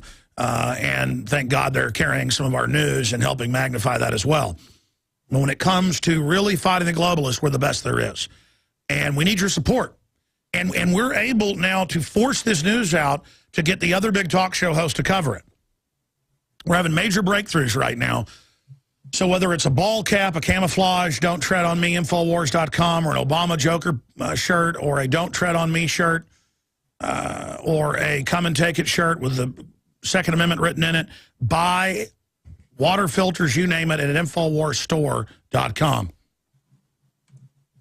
That's InfoWarsStore.com, or call toll-free 888-253-3139, 888-253-3139, and click on all our sponsors at Infowars.com and PrisonPlanet.com and try to support those sponsors. We have a ton of ads on the website just because it's an old format. We're going to try to change that down the road. There's more news on the side and stuff. But try to click on the sponsors themselves and support them because there's so much I want to do. I mean, there's just so much. If we have the capital, we can do. But and I know how bad the economy is as well. I know they're really trying to squeeze people out there. So those of you that do have worth, those of you, financial worth, those of you that do have the extra capital, you should be buying from us books, videos, materials, and giving them to others. Even if you're totally awake, you should be buying the Alex Jones Everything Special 20-something films. You should be getting all the other books and videos, the high-quality water filters, all of it, because not only do you get a great deal, you support the transmission and spread the word about the show as well. Paul Watson, anything else you'd like to add? No, that's it, Alex. Subscribe to PrisonPlanet.tv. Absolutely. PrisonPlanet.tv. You get 11 memberships for $5.95 a month now, so you can give it to 11 people who can simultaneously log in at one time. It's really more than that. And PrisonPlanet.tv is exploding because of that system we've launched. It's all about reaching more people. So become a mega subscriber. I mean, go get one membership and give it to your friends and family on username, passcode. Boom, PrisonPlanet.tv. All right, thank you, Paul Watson. Thank you. All right, I'm going to play a few minutes of this just because it was so interesting. It was exciting. I mean, I've had Ted Nugent on probably 10 times over the years. But Ted Nugent called into the show yesterday because he lives down here in Texas. Every time I say that, people go, really? I thought he lives in Michigan. He's got a place in Michigan, too, but he lives here pretty much full time. I know folks that are friends with him and go shooting with him. He has a ranch north of Austin, in between Austin and Waco. So I don't know how else to explain that to people, but I assure you. And we're going to be getting him on the show very, very soon. In fact, the date's already been set now. They got back with us today. And so he's going to break some information here on the show. I'll just leave it at that. We've got some other big guests tomorrow. Michael Savage is going to be joining us. And then we've got other big breaking news we're working on. And then, well, there's a bunch of stuff this week. When it rains, it pours. And people are really waking up right now. And the quickening is happening. And more people are reaching out to us because they're like, man, I thought you're a little out there, but it's all happening. Hey, I don't deserve any credit. The globalists are all public about what they do. They just play these mind games of, no one ever took guns. No, they didn't take guns anywhere. People are like, are you sure, Alex? Because they say no guns were taken. You know, they said they didn't burn down Dorner. And I'm like, there's 6 different videos of them saying we're going to burn the house down. Well, are you sure, Alex? They wouldn't lie. Because if they're lying about that, that means they're bad, and then that's kind of scary. So I'll just say they don't lie to us. Folks, it's reaching a rotting point, a busting point, and a flash point. Let's go ahead and go to a clip of this and then to your phone calls. Here's Ted Nugent. And we're answering the phones in there. Give the number out. First caller comes in. We open the phones up. It's Ted Nugent. Because our phones aren't just open on the Sunday show. It's a computerized phone system. You have to turn it on. He turns the turns the phone system on. Boom. Yeah, this is Ted Nugent driving in. I want to come on and talk about what Alex is talking about and thank him. And so while I'm playing a video clip, I'm going, okay, ask him. Well, I think I tell the story here, so here it is. Now, I was down at the Piers Morgan thing in New York, but also in Houston, in Katy a few weeks ago. They're covering it when he was down there. And I saw Ted Nugent drive through, waved at him. He rolled down the window and said, I'll kick their butt for you, and drove in to the building where I'd been earlier. There at the Tactical Firearms. And a fella called in saying he was Ted Nugent, who's been on the show probably 10 times in the last 15 years or so. In fact, I've been trying to get him on lately. Somebody called in saying they're Ted Nugent. And I said, okay, ask him, because I don't have time. I couldn't talk to him just now and run out there and find out who they are and make sure it's Ted. I said, ask him what he drove into the Piers Morgan thing in Houston in. And he said, my Pilot's cruddy gray SUV. So it's either Ted Nugent or it's somebody that was there and knew. So I'm very excited to get Uncle Ted on with us. If it's Uncle Ted, I'll recognize his voice. Is that Uncle Ted? Alex, greetings from the self-evident truth army that supports everything you do, man. That was definitely me in that cruddy SUV, and I'm just calling to let you know that those of us who dance on the skull of Piers Morgan ought to communicate more often, because you did God's work, man, and I'm calling in to say thank you. Oh, no, I want to thank you. Hey, I know you're a busy guy, but when can I get you on the show? We need to do it soon. I'm really, really busy these days. I just happened to have a wonderful dinner with my daughter in Houston. I got in my truck on my way back home to Waco, and I heard you coming on the air with the new telephone number, so I dialed it. I figured I'd just jump in and say hello. Well, listen, can you do maybe 10 minutes with us while you're driving? Yeah, I think as long as I got a signal, I'd be more than happy to, because what you're celebrating and what you're sharing with the radio listeners out there is indisputable. It's irrefutable, and I got to thank you, because it's so late in coming that those of us with the balls and the inside view of the criminality of this government right now, the unprecedented abuse of power and corruption and fraud and deceit by the Chicago gangster scammer Acorn in chief. It's so diabolical that I just wanted to say thank you from the trenches. No, all right. Please don't thank me, sir. We want to get your take. Absolutely. And there's like 18 minutes more of it up at Infowars.com and PrisonPlanet.com. But he said he's going to break some info here on the show very, very soon, and he has been set back up for the show. But it conflicts with another interview I'm doing, so we're going to tape it. But anyways, we're going to get him back on the broadcast. Very exciting to have that happen. Things are always fun when they're a surprise. That's why I always surprise people with news or big guests, because I like surprises. Some people don't like surprises. My lawyer calls me or something. I don't like those kind of surprises. But right now, let's go to your phone calls for those of you that have been patiently holding the last few minutes. Let's go and talk to Zachary. No, Joe in California is first, then Zachary. Joe in California, you're on the air. Welcome. Good afternoon, Alex. You're doing God's work, and I salute you. Well, thank you, brother. Go ahead. I want to talk to you about drones on two brief issues. One, there is a good use for drones. I say we fly one into the Bohemian Grove on the cremation of care and break up their little ceremony. You know, we've actually talked about doing that. And believe me, the Secret Service would probably go completely wild on you about that. But, hey, you're watching us. Aren't these the crooks that need to be watched? You make a really good point. Well, the nice thing is it sends the footage back to your smartphone. So even if they took down the unmanned aerial device, we would still have the footage. And they can take one of us down, but if we send in those drones every single year... Well, that's why they're saying, we'll protect you from the drones. We need state and federal laws, which then ban citizens having drones so only the establishment can. You know, it's like, we'll deal with congressional insider trading, and then they legalize it, claiming they criminalized it when it was already illegal. Go ahead. They need to know there's nowhere they can hide. And the second issue I wanted to bring up just briefly, I know it's important that you have good relations with anybody, especially Michael Savage. He has a huge audience. However, I hope that you can respectfully hold his feet to the fire with his take on drones. Just last week, he mocked his audience for their mistrust of the Obama administration and Eric Holder. He supports the legal case for using drone strikes on Americans. He supports the official story of Anwar al-Awlaki. He never mentions the fact that Anwar al-Awlaki died at the Pentagon. He doesn't talk about the shoe bomber, the underpants bomber, the Fort Hood shooter. He calls his listeners knee-jerk neocons and nervous Nelly media conservatives because they question Eric Holder. Well, let me just be clear. I didn't hear him say all that, but I'm getting him on about his book. And my issue is he didn't say, hey, don't ask me tough questions. But when somebody asks, well, what do you want me on about? And then I'm honest with them what it's about. I'm not going to sneak attack somebody on my show. I'll ask him if he wants to take some phone calls. I mean, maybe you can call in then. But see, I can't just say, hey, you said this and that. I'm not saying you're lying, but it might be your interpretation as well. I just can't go off of what you say. But I'm going to get Savage on. All I know is Savage talked about Obama staging false flags, Obama's domestic army, Obama coming after the guns, the New World Order. Of all the big mainline talk show hosts out there, I mean, I think Savage is the best. I know this Savage doesn't work behind the scenes to try to shut my show down and cause it problems and mess with sponsors and things like someone else does. And so my whole issue is he's not an empty suit. And I work with WorldNet Daily. He works with them.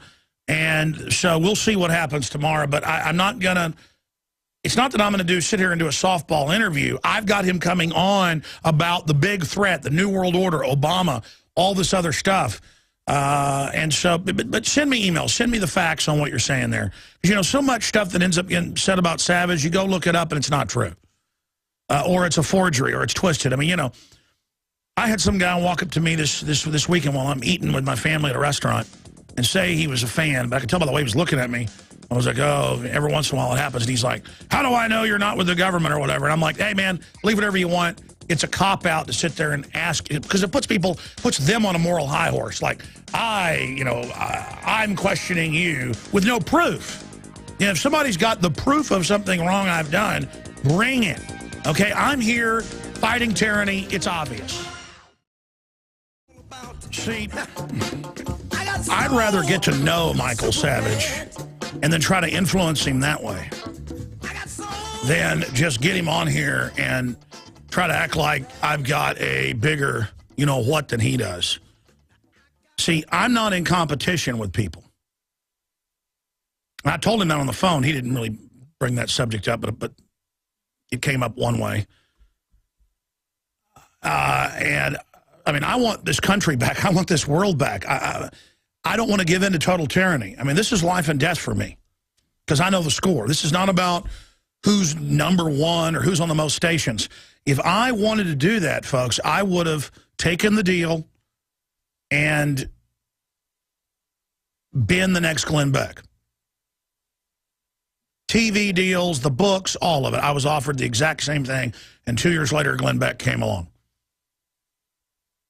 And that's how it works. These radio executives go out and find people that they think can do certain things, and then they create shows and then program them. And I was told the same thing 4 different times by different high-level executives, different companies, the same story. How you don't have to worry. We will show you how to be number one, and this is what we're going to do. And that just does not interest me. Changing history for the better interests me. Standing up against evil, not having this nightmare New World Order takeover. I mean, if most people working for the system, most of them aren't bad. They're just sellouts, ladder climbers. What they don't know is that ladder that goes into the clouds, that cloud isn't water vapor, it's nerve gas. They think they're climbing up to the magic, castle with the gold, and they're not. They're climbing up a globalist ladder into a very bad place. See, I don't want to go up that ladder. I want to get out of this system. I want to change things. And I know history. I know I can do it with your help. I know you have power. And if you knew what I knew, I mean, if you knew I'm not just making all this up, if you'd go research what I'm saying, and a lot of you have done that, you'd understand, of course she's not selling out He knows history. I mean, if these globalists weren't absolutely pure evil, I probably would have compromised in more ways just to get into the power structure with the old thing of work from within. Something this bad, you cannot compromise with it. I'm trying to explain this to people. There's no pragmatic way out of this, okay? You've got to have a clean break with these people and really get what's happening, and all of us just have to start saying no in different ways, and you can see us turning the momentum. That's why the system's accelerating the takeover right now.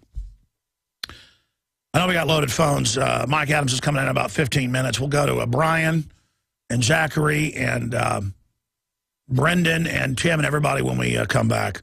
So I'm going to break. It's too late to go to calls right now. It's just that caller asked those questions, and then I'm thinking, well, you know, what kind of questions should I ask Savage? Because, see, it wasn't even in my mind that, oh, I'm going to do a softball interview. I never even thought like that. I'm like a hunting dog. I'm on my trail, and that's what I'm doing.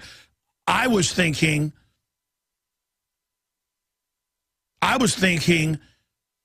how do I, you know, get Michael Savage to come on regularly to talk about things that he thinks are important, because it will add a richness to the broadcast and bring in Michael Savage listeners, and then my listeners will go over to Michael Savage.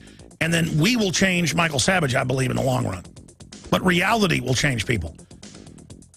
But that's not even the overall goal. The overall goal is to talk about issues and get his perspective about how China has become our owner by the globalist traders manipulating us into that position. See, I'm worried about the big threat on the planet. I'm not worried about, you know, showing someone up because I'm the big man. All right, into hour number 3. Mike Adams will be arriving in the next 10, 15 minutes. Key breaking news with him. Got a whole list of it here. Here's some of the news we've got. Pastor plans toy gun buyback program. See, the idea is guns themselves are bad, instead of guns being something to protect you from a rattlesnake, something to go hunting to get you food, something, you know, it's dangerous, but kids got to learn things are dangerous. The problem is you got people that never been around gun culture now getting guns, and, you know, their 4-year-old picks it up and shoots themselves. Just amazing. But see, it's the idea of, oh, it's of the Lord to turn your gun in. It's of the Lord to roll over to evil. Totally unbiblical. The Pharisees were planning to set Christ up, and he wasn't ready to be killed yet. So he turned the other cheek to make the guy look like a fool. See, everything in there is about the particular story and time. It's like a handbook on how to behave, and it's all varied. But I guess the average dumbbell out there doesn't know how to understand the Bible, which saddens me. That's why they want you dumbed down. Let's talk to Brian in Mass. Gold in the economy is what you called in about. Welcome. Hey, Alex, I just wanted to touch upon your last comments. I agree, though. You're with Michael Savage. He's a good guy overall. Compared to all the rest of the radios, he's no Mark Levin. He's no Sean Hannity. I think he's a good guy. So I wouldn't doubt that you have to go Ann Coulter on him or anything like that. Now, that's somebody I'd like to get on, is Ann Coulter. Bad-mouthing libertarians, saying the Japanese ought to be thankful for Fukushima. I mean, you know, again, she just says outlandish stuff to get attention. It's one thing if you say outlandish stuff that's real to get attention to the problem. I'm all for publicity if it's real. Life is sensational. But my issue with Ann Coulter is, since you bring her up, is that she's just always saying really stupid stuff. Go ahead. No, I mean, when you interviewed back in 2002, I mean, you tried to be nice to her, but I mean, she said she didn't care about the Second Amendment. She had no interest towards actual civil liberties. The only thing she said she was concerned with was the war on quote unquote terrorism. No, it's a fake lawyer response. And that shows the hysteria they had when they staged 9/11. Was that I don't care about the Second Amendment anything. I'll do anything. Yeah, I'd forgotten she said that. Get rid of everything to fight the terrorists that the government publicly runs, which is admitted, but I'm not supposed to talk about it like it's rude if I bring that up. The stupid Al-Qaeda is being used to take our liberties. We're the target, not Al-Qaeda. That's right. And when you said, well, what about George Bush after the Second Amendment? She said, that's not a concern to me. Nothing's a concern. Nothing's a concern. The only thing that you have to be worried about... Yeah, no. These pundits that the establishment pushes are good at just putting out arguments, and people think they put out dumb arguments because they're talking to a dumbed-down population. That's the chicken and the egg deal. The dumbing the argument down is what dumbs you down. It's not that they dumb it down because you're dumb. They dumb it down to make you dumb, and now they have made us dumb. But we can reverse that. You see what I'm saying? Absolutely. That's what I actually. And by the way, she sounds like a genius compared to an MSNBC person. You know, because there's stuff like Ann Coulter and clowns like her. They're not even on the radar screen, man. I mean, the stuff on MSNBC and CNN, now that is dangerous. I mean, that is just, I turn it on and I'm like, am I actually seeing this crap where they sit there and there's no world government, there's no drones, there's no corruption. Alex Jones is bad. They said burn it down. He's helping Dorner. He loves Dorner. I mean, it is just a pack of lying, knuckle-dragging enemies. Oh, yeah, and you're a racist, you know, either way, right? Yeah, it's like, hey, I don't want socialism. Racist, right? I mean, it's like, what does it even mean? What is it? Yeah, that's they do a thing that's called a good distraction. It's all about, it's like a squid shooting ink at you. Exactly. In fact, that's the new liberal defense thing, is a pair of scissors against a gun or to crap on yourself. Did you see that last week? Where they said if you're being raped, vomit or urinate on people? Like liberals are now like squid. They're going to projectile crap on us. Monday through Friday from 11 a.m. to 2 p.m. Central Standard Time. We're here live. Back Sundays 4 to 6 with a Sunday live transmission. And every weeknight, 7 o'clock Central, InfoWarsNews.com, PrisonPlanet.tv, the nightly news. With people like Immortal Technique in studio for an hour and 20 minutes last Friday. A lot of big breaking news coming up this week. Thank you for joining us. I will get to more of your calls. From Tim and Zachary and everybody else that's holding. Mike Adams is here in studio with us, The Health Ranger, naturalnews.com. And Friday, are you still set to guest host for me? I actually plan on being here. It's just I've got so much to get done. I have to actually take off to get stuff done, just like I know you have to. Hey, you brought a Barrett 50 cal mag in here. Well, yeah, I figure, you know, there's all this talk about reducing the size, the capacity of magazines, and so if it comes down to a 10-round limit, these are the 10 rounds that I want. Barrett 50 cal. And it looks like you've got the actual Army version there. You've got the tan one. This is from the M107A1 Flat Dark Earth 29-inch barrel magazine. This is the new improved magazine over the 82 model. Yeah, because you can actually see the numbers there. Yeah. So go Barrett. I tell you. I'm all about going Barrett. Yeah, even 7 rounds in here would still be effective, wouldn't you say? Yeah, I'll show you mine if you show me yours. What? I don't have a rifle. I just have a magazine. What are you talking about? No, yeah, it's awesome. It's addicting shooting them. You don't want to go back to anything else. It's a masterful piece of machinery. It's a work of art. It's great stuff. Hey, how obvious does it have to get with the 2 billion rounds of ammo, the veterans getting letters for gun confiscation, the official Justice Department recommending confiscating everything, the Army training to take on gun owners, and the main company with these mini helicopters that are hundreds of thousands of dollars a piece, that the first time they launched one in Houston, it crashed. It's just $400,000 though, $200,000 Homeland Security, $200,000 of our money. And the counties everywhere are buying them with grenade launchers, shotgun mounts, and they're just announcing war on us, and they'll just write more old ladies tickets to do it. They're going completely nuts. I mean, and it's all happening. Well, the thing that really gets under my skin, Alex, is that they sign up people to join the military and say, well, we're going to train you, you know, and part of the message is we're going to train you to be a killer, you know, we're going to train you to be aggressive, we're going to train you to be a tactically... You must not hesitate or you will be dead, Marine. But then they say, then they twist it, the catch-22, they twist it and say, oh, well, what we trained you to be, well, that's a mental illness. And so now we're going to send you home and say you're mentally ill because you were trained in the way... And by the way, when we confirmed it, they're CPSing guys that have their legs and arms blown off, wife's working. They go, and you're mentally ill too, never in the military. Right. We're taking your kids, your guns. They are abusing them. And the cover story is that the NFL and everywhere, we love the troops, we love the troops. That's the cover that they hate them and are going after them. Mental illness is the new medical fascism in America. They can use mental illness to take away not only your gun rights, but also your First Amendment rights. What's to stop them from saying, if you're diagnosed as mentally ill, you can't have a website. You can't exercise your First Amendment or your Second Amendment. What's to say you don't even have a Fifth Amendment? Well, you know about, in their new handbook, well, that's like school nurses and teachers prescribing Prozac, Ritalin, those are the old drugs, the new drugs as well, with never even a doctor's visit. I mean, it's enough if you went to the fake psychiatrist and they did a diagnosis. It's just totally fake. Remember when Prozac and now other families of drugs do free mail-outs of samples? Oh, yeah. It's a hallucinogen. Yeah.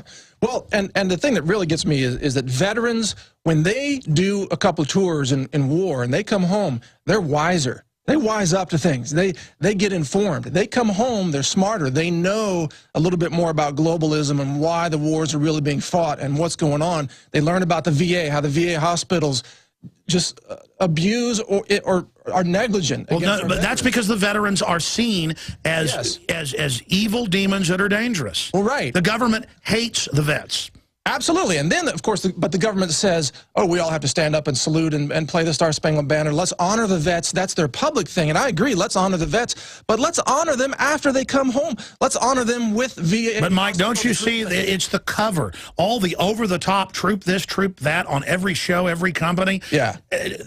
Even the companies themselves may actually be buying into it, but the push to do this is the weird cover where the troops are being told they're loved to get new people to join like it's the coolest thing in the world, and then while they're actually abusing them, it doesn't fit with the script. So even though vets are having their kids taken, drugged, attacked, their guns taken, all this happening, it doesn't compute. It's a smokescreen. No, they're being exploited. They're being used and then thrown out like an old doll or something. They're just being used and thrown away and then stripped of their rights. Now, the veterans are the people who should have the Second Amendment rights more than anybody in America. Why are you an extremist? I mean, come on.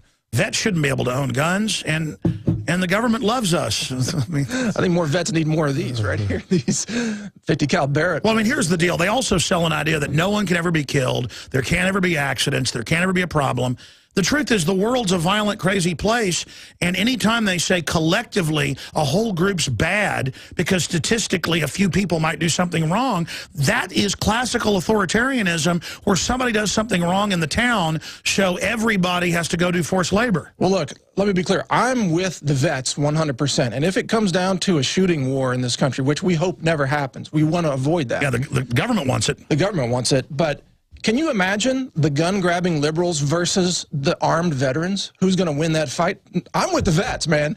Well, our problem is they're going to pull PSYOP. That they're going to kill innocent people. They're going to attack large concentrations of children, and then have a computer morph of patriots saying, Mike Adams or Alex Jones, kill the children. Yeah. And folks need to know that's not real. That'll never happen. You got to know the government's evil. They're foreign run. Anything they put out's a lie. They're the enemy. I bet none of it. It's pure BS. It's like Tokyo Rose saying that Japan had won the war even as atomic bombs were being detonated. Okay, it's pure bull. Yeah, and I wouldn't be surprised if they've already digitized your face and your voice, and they've got it ready to go, like messages from Alex Jones that are completely fabricated. Of course, no. CG. Hollywood graphics at your service right there. They can do Look, that. we know they're the enemy. It's done. No matter what they do, it's pure bull, folks. Absolutely. Absolutely. Well, what do you think about the Dorner situation? I mean, they say burn that mother down, burn that effer down, burn down the house. Yeah. Okay, we're placing the burners. We have fire. It's burned down. Mission complete. Well, we're doing a parody video on that with Billy Joel's song "We Didn't Start the Fire" being sung by the LAPD. It'll be out this week. We didn't start the fire. Yep. It's been burning. And it's also got Bill Clinton singing that over Waco. And it's got... We didn't start the fire. That's it. It's been burning since the world was turning. Yep. So we're doing a parody on that. Because, the globalists hate to be made fun of. That's the one thing, yeah. Like, we have drones, we have troops, we have black uniforms. Yeah, your black uniform doesn't scare me. It makes me want to stomp your butt. Yeah, it's scary what they think they can get away with. I mean, Ron Paul just talked about it yesterday about the armed raids of raw milk producers. James Stewart's been a guest here on your show. That doesn't happen in China. That doesn't happen in North Korea. It doesn't happen in Cuba. They don't take guns to farmers and say, give us your raw milk or force them to pour it down the drain. Only in America is the government using these assault weapons, true full auto assault rifles, like the DHS has just bought 7,000 more, to go against food and nutrition. And to act like it's all evil. It's all dress up. Well, right. It's all behaving as if we did a year-and-a-half sting of the Amish who were publicly selling milk to their neighbors that begged, who were a fake family. No, that milk. They did that to act like it was something dirty for the moron jury. Well, no, James Stewart was distributing raw milk mostly to mothers who couldn't breastfeed, and they were feeding the raw milk to their babies. So evil. When the feds came in and took that food and destroyed it, over $50,000. So evil. Those babies went hungry that day. Good. They need shots. Babies don't need food. They need mercury shots. Apparently. And he's still facing sentencing, by the way, in L.A. County, I believe. You know, it's not over for James Stewart. I mean, that guy is the unsung hero of the food freedom movement, and no one will talk about his story. I think his organs should be harvested. Well, they practically tried to do that to him in L.A. No, I mean, I say execute him and his entire. I mean, I think the government's God. I don't think you're a sick person. That kind of approach may be coming soon from. I love Stalin. Yeah, well. Give him one of these, man. Hey, have you heard the media? Hitler and Stalin and Mao didn't take any guns. Have you heard that? They're now saying we're liars, and Google has gamed the search results. I am aware that there is an attempt at truly a hypnotic amnesia being cast like a spell on the people. And I'm not joking. This is not satire. There's hypnosis. No. They're worried that we'll go, wait, they took the guns before and this happens? Yeah. And so they're going, Alex, there's actually saying, Alex lied to you on Piers Morgan. Hitler, Stalin, and Mao did not take the guns. Right. Well, there is no greater hypnotist in politics today than Obama. He's a hypnotic speaker, better than Clinton ever was. And Clinton was a brilliant. How dare you? But Obama's even better, a better master of neuro-linguistic programming and hypnotic language. Is that why I love him? It must be. It must be. I love Obama. Why are you hurting him? You know, when I've taken the Obama callers, sometimes they call in desperate going, you're a horrible liar. Why are you doing this? Don't you talk about him? And they're real people. We've put them on hold and said, is this a joke? And they're like, no, you devil. No, you devil. Wow. They actually believe it. He's like raping the poor, just annihilating them. When is the apology coming to you? Because you warned about the drones, and they called you a kook for saying there are going to be drones in the sky. Now now they're like, death panels are good. Right. What about the NDAA? You warned about the NDAA. Well, it wasn't hard. Obama played possum. He signed it on, what, New Year's Eve, right? When no one was. Maybe he didn't sign it. Let's just say he didn't. Well, he robo-signed it. Government loves me. Did you hear about how Gibbs came out and said we were told to just say drones don't exist? Yeah, right. Drones don't exist. Right. Well, that's a vindication of everything you've talked about right here at InfoWars. But it shows how it's meant to be over the top where you're just standing there. Things are so insane today in terms of reality manipulation. I think, you know, I like the fact that you've talked to David Icke recently, because David talks about the reality shaping and, you know, multi-dimensional, you know, people moving in and out of realities. I don't know if that's literal or metaphorical, but reality is being twisted by people like Gibbs, people like Obama, people like Clinton. Well, that's what Karl Rove said. He said, we control reality, and we'll change it tomorrow, and you will dutifully do as we're told. And the media said, yes, sir. We'll be right back with Mike Adams. Well, I tell you, ladies and gentlemen, we got Mike Adams here with us. Your calls are coming up. All right, Mike, you came in here to get into some really big breaking health news that is so important. But first off, tell the TV viewers, but describe it for radio listeners, about Obama Bites made in China. What is this? And go over the ingredients. Did you come up with this? Yeah, you know, I always like to bring a little bit of satire with me in the studio. But so we have a new nutritional product formulated by Obama called Obama Bites Daily Chewable Multivitamin. And it's got all sorts of trace minerals in it that you can see here, including obamnesium. You know, a lot of supplements have magnesium and, you know, zinc, but this has obamnesium, which causes you to forget history all the way back to 1776. So you forget American history. This mineral is really powerful. Squeezium, that helps the TSA do its job better. Squeezium. That's a nice trace mineral there. We've got hypnolium, dystopium, and even fukushimium for extra energy for your cells. And Coulter agrees with that. Yeah, she does. No, she should take this. This takes some Obama. She said the Japanese should be thankful for their children dying of radiation. Yes. We've got radon in here. That's useful for raw milk because the government conducts a raid on raw milk.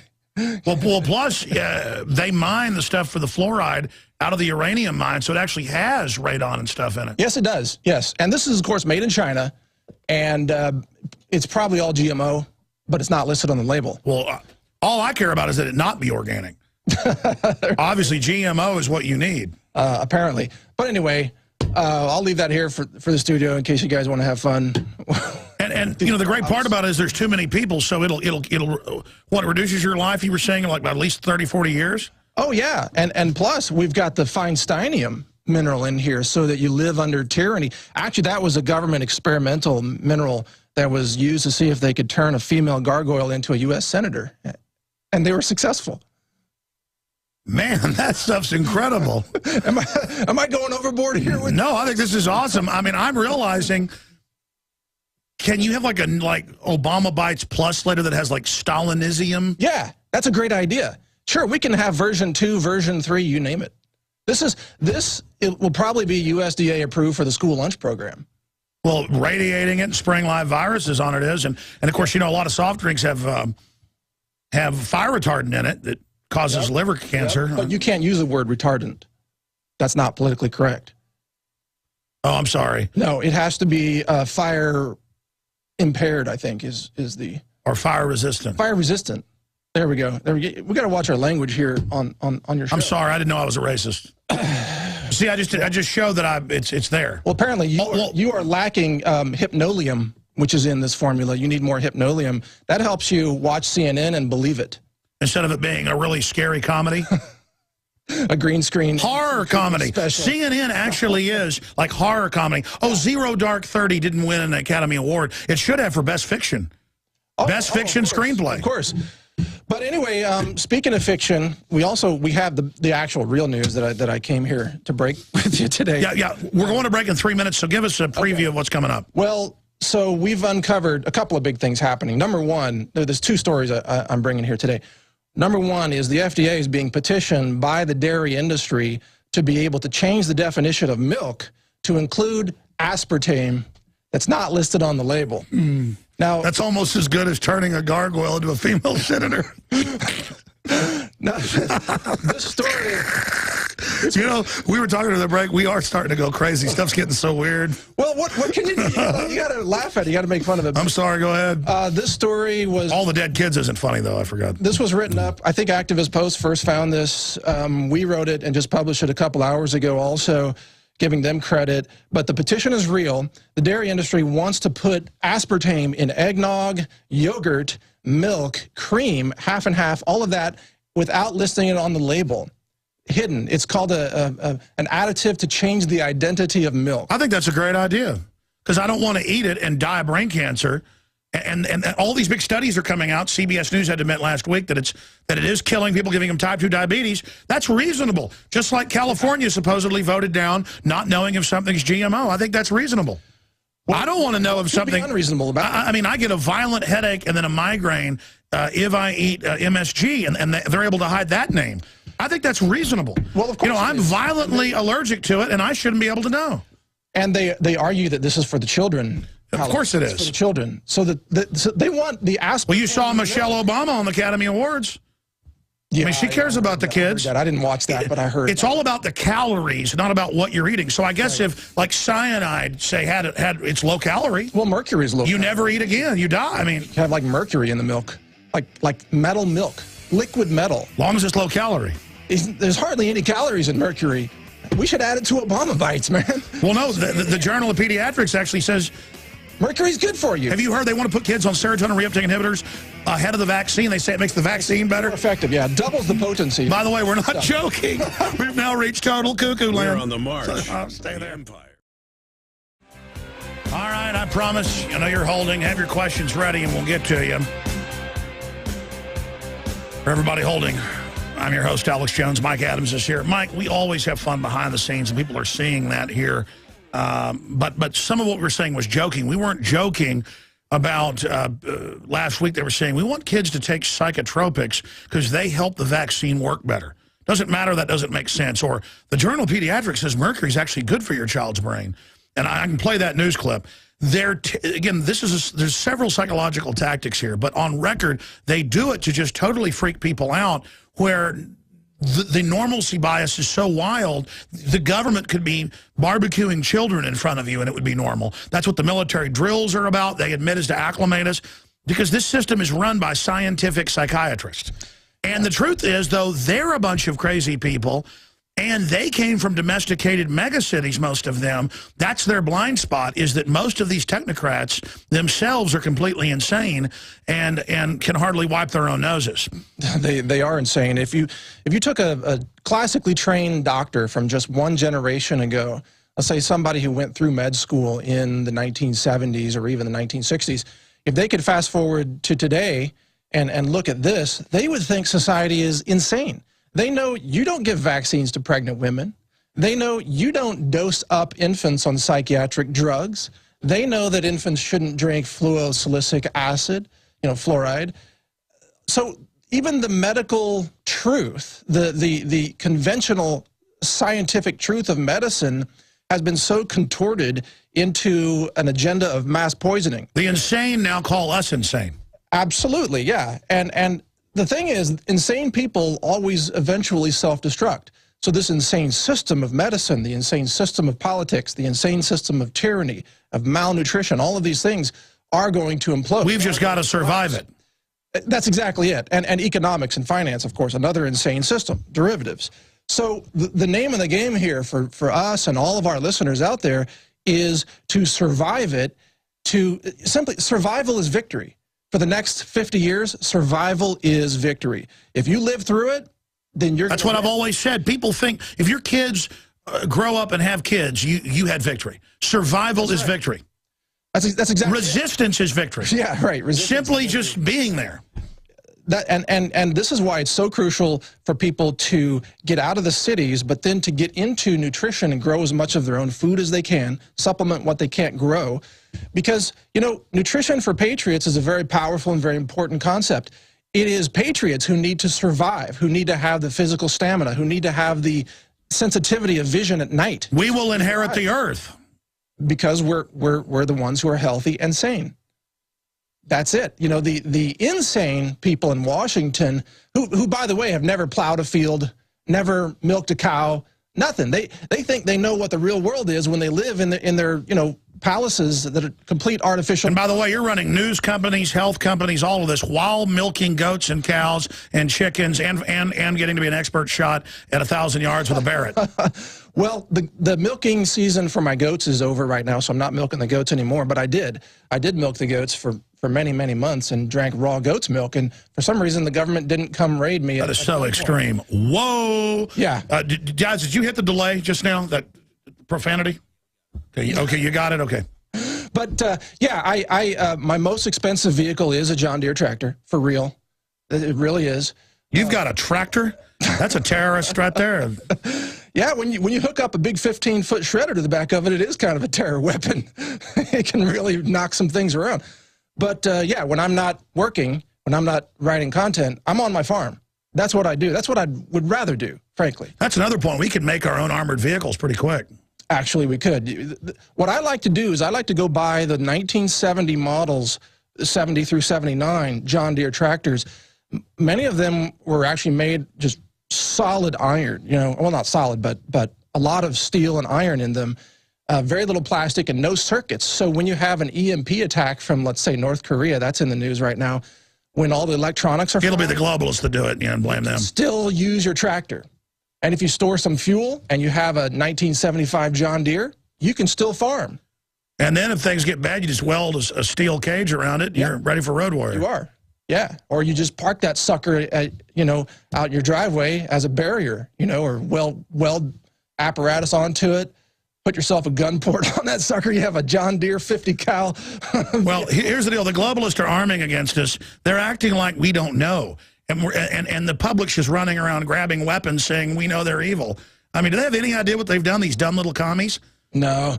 And also, I think liberals and gun grabbers, they think that someone can just pick up a firearm and immediately know how to use it. They think they'll be able to do it. Oh, I've seen them on the White House petition dreaming about their new federal militia and how they're going to hunt us down. Right, so funny, really funny. The first time they get a jam, the war's over. Because the veterans and the patriots know how to, tap and rack, reload, clear a jam, do all this kind of stuff. And they also know how to shoot at long range. I mean... a typical 50 cal Barrett. Well, no, they plan to sit in command centers and have drones go out and get us. But sorry, they don't have their robot army ready yet. No. So they're not going to be nearly as effective as they think they are. They also think that a 9mm handgun will blow you physically across the room and out the window because that's what they see in their movies. They don't realize that's a very weak round. Well, they do that to scare people from getting into guns. Well, exactly. So, you know, veterans and patriots with rifles, they are the backbone of America. And I know maybe didn't mean for us to slip back into this topic, but that is the backbone of America, and that's what's going to restore. Absolutely. Hit the health news. Hit the health news. All right. So here we go. Some big breaking news on organics out of China. Now, organic is still the best thing going. You want organic over conventional food for sure. But here's a big aha that most people don't realize. USDA organic standards do not limit the amount of contamination of organic foods. Organic can have, depending on where it's grown, it can have high levels of mercury, cadmium, arsenic, lead, even aluminum, pesticides, and so on. Organic does not test for contamination levels. Organic is a certification of how something is grown, not the result that comes out of the farm. So when you have China growing foods now being certified organic and imported into the U.S. and sold in the USA, you got to start thinking about how clean is that food really, even though it's organic. China, 90% of the water supply serving the cities is severely contaminated. I have an article now about cancer villages. Cancer villages, now admitted by the Chinese government because it's so toxic to live there. That sounds liberal. 40% of the rivers are severely contaminated. Some of the rivers you can light on fire. They've got so much petrol. And the river flows by the Al Gore controlled factories with the suicide nets. Probably. But that's liberal. Well, of course, I'm sure those factories discharge toxic waste directly into the river. But that's liberal. Well, right. I mean, Obama's got a peace prize. But what's happening, Alex, is that organic farmers in the U.S. are being put out of business. Jobs, agricultural jobs, are shifting to China because China does not enforce any environmental regulations. So well, no, that's the plan. You put rules here where we can't operate, then shift there, and then label toxic waste organic. Yes. And then if you don't like toxic waste, you're racist. So the key to people is check the country of origin. Organic grown in the USA is clean. Organic grown in Canada is clean. That's racist. I'm serious. Go ahead. Here, have some Obama bites. Organic grown in Europe is clean. Organic grown in China is questionable. And we did some lab tests, and we found that the levels of certain metals of so-called organic superfoods coming out of China was 10 times higher than the levels of the same superfood grown in Taiwan. And you don't normally think of Taiwan as a super pristine place, but compared to China, it's a lot cleaner. So you've got to start asking yourself, where does your organic food come from? And if you want to support America and you want to support American farmers, it's important to start buying organic food that's made in And by the way, you're just amazing, Mike. I've got to say it. With all the stuff you're doing, you have articles at naturalnews.com. You're not just saying this, where you have the labs and the test and what you did. I mean, you're doing this kind of stuff every day. I'm just trying to keep up with InfoWars, frankly. You guys are really no.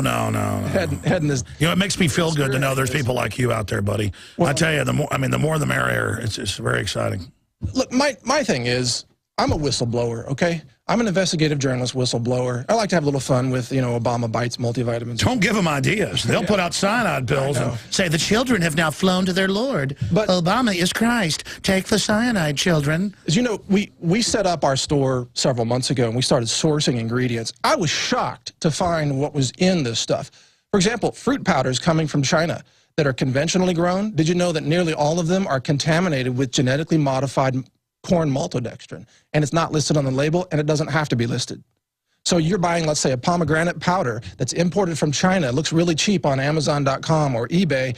That might be up to 30% GMO maltodextrin that's not even listed. So the big news is don't eat food from China. Well, it's a no-brainer.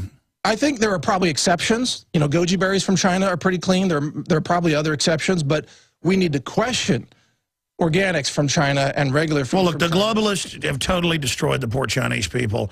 They have set up their global factory to leverage everybody else out while setting regulations to make everything go there where they own. It's a consolidation operation. Well, yeah. I mean, and also people think about buying food from China. They don't think about, wow, that's a communist regime that militarily. Well, you saw the articles where they have secret greenhouses for the elite. Right. Because things are so toxic, they grow the food taxpayer paid for themselves. Guys, type in Chinese elite eat different food in public. That's the solution long term. Even for us here in the U.S., is to grow in greenhouses. You're not getting the fallout from chemtrails. You're not getting the fallout from the China pollution that is exported out of China, you know, through the trade winds and actually dumps on the Midwest. So today, if you're growing food outdoors, you are getting some level of contamination that you can avoid. But you've seen, like in Oklahoma and places, they're saying, we don't want you to have a garden in your backyard. You might grow marijuana. No. I mean, what a free country. Oh, yeah. I mean, you know, prisoner, you don't grow a garden, scum. So I think it's bad to have it in the greenhouse. It could be illegal. Well, and especially thank God the drones grow lights or grow pumps, you know, circulating water. That's going to show up on your smart meter electric bill. The smart meter knows you're using grow lights, and they're going to say that might be marijuana. Well, they admit that. Yeah, no, that's admitted. No, I know people in Austin. In fact, one group was going to, this is a long time ago, going to UT to get her botany degree. That's my buddy's girlfriend. They didn't even smoke pot, you know, like sports addict folks. And they SWAT teamed them and broke all their stuff and got in their face and handcuffed them on the ground. Wow. Because they had I can't remember, it was like a plumber or something, and they saw grow lights back there and orchids. like oh my gosh, that plant looks like marijuana. So you get you get a SWAT team, and all she's trying to do is grow the orchid. Well, so, but I mean, no, because you don't have plants growing at your house in America. No, apparently it's I mean, now even a Buckeye sticker, you're going to get pulled over. But growing your own food is an act of resistance. You know, organic farming, local farming is an act of resistance against the system. And Alex, an exciting technology to check out, and we're going to be researching this. We're actually going to set this up. It's called aquaculture. You produce vegetables and fish at the same time, and they share the same water. Self-contained. The fish emulsion grows the plants, the plant byproducts feed the fish, and it's all done indoors. You get high-quality, super clean protein and vegetables. Sounds terrorist. At the same time. Sounds terrorist. Well, but I think growth, greenhouses that grow this could be key to resisting the death agenda that's out there right now. And what they want to secretly put in the milk and secretly put into the cows and the cow feed. Yeah, because you covered that earlier. I saw that in the news. They're moving now to put aspartame in the milk and not tell you. Right. They want you to drink. They want to change the definition of milk to say milk can now include. Well, they're putting aspartame in everything, and they know it kills the pancreas, cancer, and it's now admitted. And they're killing us, but they're good people. Well, it's like Melissa Melton did a piece on aspartame in chewing gum. But at least in chewing gum, it's listed on the label. But this petition, if the FDA approves this, aspartame would be in milk that you don't even know is in there. Your only choice to avoid aspartame would be to stop buying all milk and yogurt and cream products. That's your only option. And see, the reason they want it is it's addicting. It's an excitotoxin. It's a neurotoxin. Exactly. It's an excitoneurotoxin. And we have a Dr. Blaylock on that's poisonous. That's in the medical literature. Yeah. So it's an addictive speed. And they're killing us. And then everyone's going to go, well, we got diabetes, well, we got breast cancer, and then go to the very medical system that's killing you. But it also potentiates the toxicity of vaccines. So if you look at the mercury, the aluminum, the MSG, and the formaldehyde that is admittedly in vaccines, CDC admits that. We documented it at National News. If you combine that then with aspartame and excitotoxins that are secretly put into milk, you have a multiplication effect of basically a lobotomy, which is what the system wants. They want you to be so lobotomized. No, that's why a lot of the public can't talk hardly. I know. They can just go Cowboys. And they can't think. They can't. 49ers. They can't watch.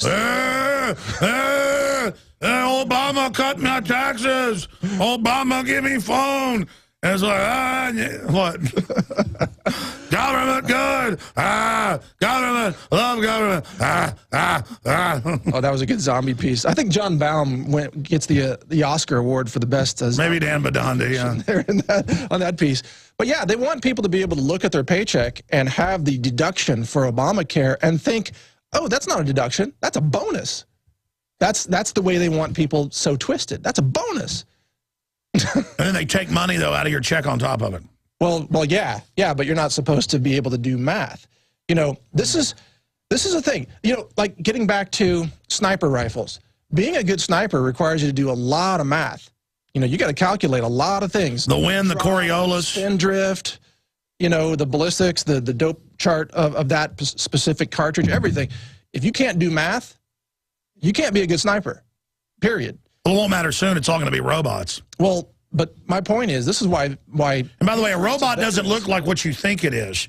It's a Humvee that drives up with a 50 mounted where the robot is just a computer in there running the whole thing. Yeah. Sorry, go ahead. Right. No, it can have any physical appearance whatsoever. Go ahead. You know? Well, my point is that if we, the people who believe in the Constitution and the Bill of Rights, if we take care of our health, and Ben Fuchs is a great guest that you have on who agrees with all this, if we take care of our health, we're going to have the clarity of mind to achieve victory no matter what comes our way. So that's the optimistic look at all this. Well, victory is what you said, and the journey of 1,000 miles starts with a single step. It starts with really realizing this is a scientific takeover, using our energy to build a self-replicating robotic technocracy to make humans obsolete. And they're selling us on us being obsolete and that we're scum right now, and a self-fulfilling prophecy, so we stand down and invert our life force system, invert our survival instinct into a destructive instinct. We have to just simply flip it back the direction it's supposed to go. We're designed to do that and pull out at every level with hatred. And I say that with love for our families. It's more than hatred. Directed, total commitment against the enemy. And folks, you're saying, well, how do I do that? Realize they're attacking you. I mean, you know, this is serious business, folks. They're killing kids everywhere. I mean, you go to the cemetery now every weekend, they're burying little kids down the street from here. I mean, they're murdering little children, begging for mommy at age 3 as they die of cancer. And look at they're murdering us, murdering filth. The cancer industry gives you poison and calls it a treatment for cancer. And the #1 side effect of chemotherapy is cancer. I mean, it's insane. It's as insane as treating sickness with mercury that they did 100 years ago. Well, the point is, and the average doctor's compartmentalized, they are attacking us on every level. Every level, biochemical. Well, humans have always been predators, so we've set up a system where it's a predatory system on humans. By the way, Mike Adams was late getting here today because they shut down some of the highways. The wind was so high. And I noticed that driving into work this morning, my truck was blowing all over the highway, and I guess it got a lot faster. Yeah, the wind gusts were quite severe, and the cops are real busy right now all around Austin. There's a lot going on out there. I guess the highways got shut down from wrecks. Well, yeah, right. Or signs or power lines getting blown onto the highway or something. I don't know what it was. But yeah, I barely made it here today, which I'm usually 30 minutes early. Oh, we're not bringing up the fact that you're late, brother. It's nothing. Let's jam in a few calls. You got to most of it. You're going to be in here Friday on the broadcast. I'll be working as well, but not on air. Probably be jumping in here, interrupting. Probably just jump on in, man. Only show that can interrupt myself.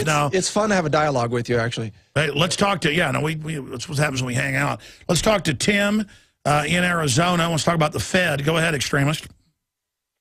Hi, Alex. Hi, Mike. Hey. It's an honor talking with both you guys. I'm a little bit nervous, first-time caller, and also first-time evil gun owner. Well, you need Obama bites. Feinsteinium would help you be able to lie to people better, and be cold-blooded reptile. Sorry. Yep, I'm also a prison plan member, and I've been taking the Beyond Tangy Tangerine and actually used it for my first full Ironman triathlon in November, and did the full thing without having to walk, and I think that those vitamins were just great. And also last month I had to interact with a guy who had the flu, and I knew that if I took enough of those vitamins, I would be okay. And actually, well, InfoWarsHealth.com and buying them there also supports us, so thank you, brother. What's your point on the Fed? Okay, I took a class when I was in college on the Federal Reserve, and I was one of 3 people in the class who was not on this Federal Reserve Challenge team, but we ended up winning the national competition against all the Harvards, Yales, MITs, etc. And the motto of our class actually was, "In Fed we trust," as disgusting as that sounds. But never once in that class did they mention that the Federal Reserve gets a 6% dividend. And so I'm thinking, if I took an entire class on the Federal Reserve in college, was a finance major, have all my stockbroker's licenses, how did I not even know that? And because I had a guy tell me it was private, I thought he was full of crap. I set out to prove him wrong. Well, I mean, technically it's a quasi-governmental power because it has government power, but it's private shareholders of private banks that form a holding company. So behind it is private groups, and it is technically private, yes. Yep, but and my question is, I know that you had a long time ago you had Walter Burien on to talk about the comprehensive annual financial reports, and I was wondering just how what that would look like if you were ever to have him on again. I need to do that. About 80%, they've been doing this since the 50s, about 80% of government taxes, county, city, doesn't matter, are put in offshore slush funds. So when you hear about budgets, it's around 20% now. All the money they're spending, oh, we're over budget, need to raise taxes again. It's all a total scam. And the gas taxes, that goes offshore, most of it. They're talking about shutting all the parks down in Texas, the state parks. And it turns out the entire $150+ million takes about $45 million to run it. The $150 million that they get from sporting goods sales, it's all just taken and given away to offshore banks. Go ahead, Mike. California is probably the worst example of this. There's so many slush funds there. We investigated it and did a story on that as well. But it's true that people in positions of government, whether it's state or federal, they see that their hand is in the cookie jar. They have an opportunity. Oh, no, they invest the government money in companies their wife works at. There we go. And you never see Feinsteinium. Feinsteinium, you know. Example right there. Insider trading is routine. Everywhere. And they know we're waking up, so they're creating huge brigades of police with automatic weapons and drones, training with targets of our families to kill us. 7,000 rifles. DHS just bought them. Assault rifles, full auto, and they call them personal defense weapons. Criminal government, the mafia government that has stolen everything and now wants you dead. They've stolen the whole planet. Now they say it's their planet. They're going to kill us. Here comes the drones. Have some aspartame milk for breakfast and some aspartame yogurt. You won't even know it's in there. How could it hurt you? You don't even know who you are by the time they're done with it. You won't worry about aspartame anymore when you're 6 feet under. More calls coming up. Eat your aspartame. You know, I like to read the comments at Infowars.com. He was saying, Alex, why aren't you covering the fact that a federal court says concealed gun permit's not protected by the Second Amendment? Will you guys punch this up for me? Thanks. Al Weldon, go ahead and bring that on in here real quick. We're going to do a little bit more overdrive. Can you go to 20 after an overdrive? Yeah, you bet. Because I want to be able to take these calls. Come on in here, Weldon. Thank you, brother. Oh, look. Yeah. Look, your gun happened to be here. Bring it on in here. There it is. Mike, thanks for bringing it by. Oh, here we go. Here, go ahead and pull that down for me, Weldon. Thanks. It's like having babies. There was a black one in here now. Now there's a tan one. Put it on up here. Yep. All right. What on earth is going on here? Yeah. Whose is this, by the way? I don't know. Easter bunny must have dropped it out of the sky, huh? And look, it's a perfect fit. Look at this. What's going on here? I don't know. This is Dianne Feinstein actually likes this. She just doesn't want you to have one.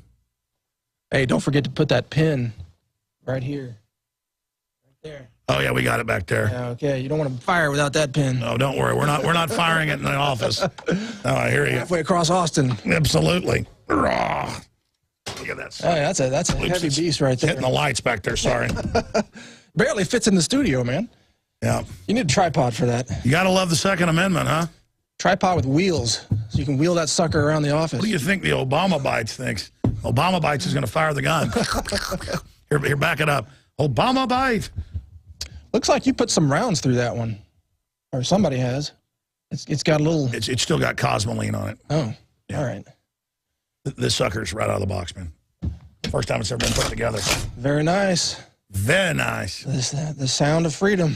Absolutely. All right, we have our special guest in studio, the Barrett 50 cal.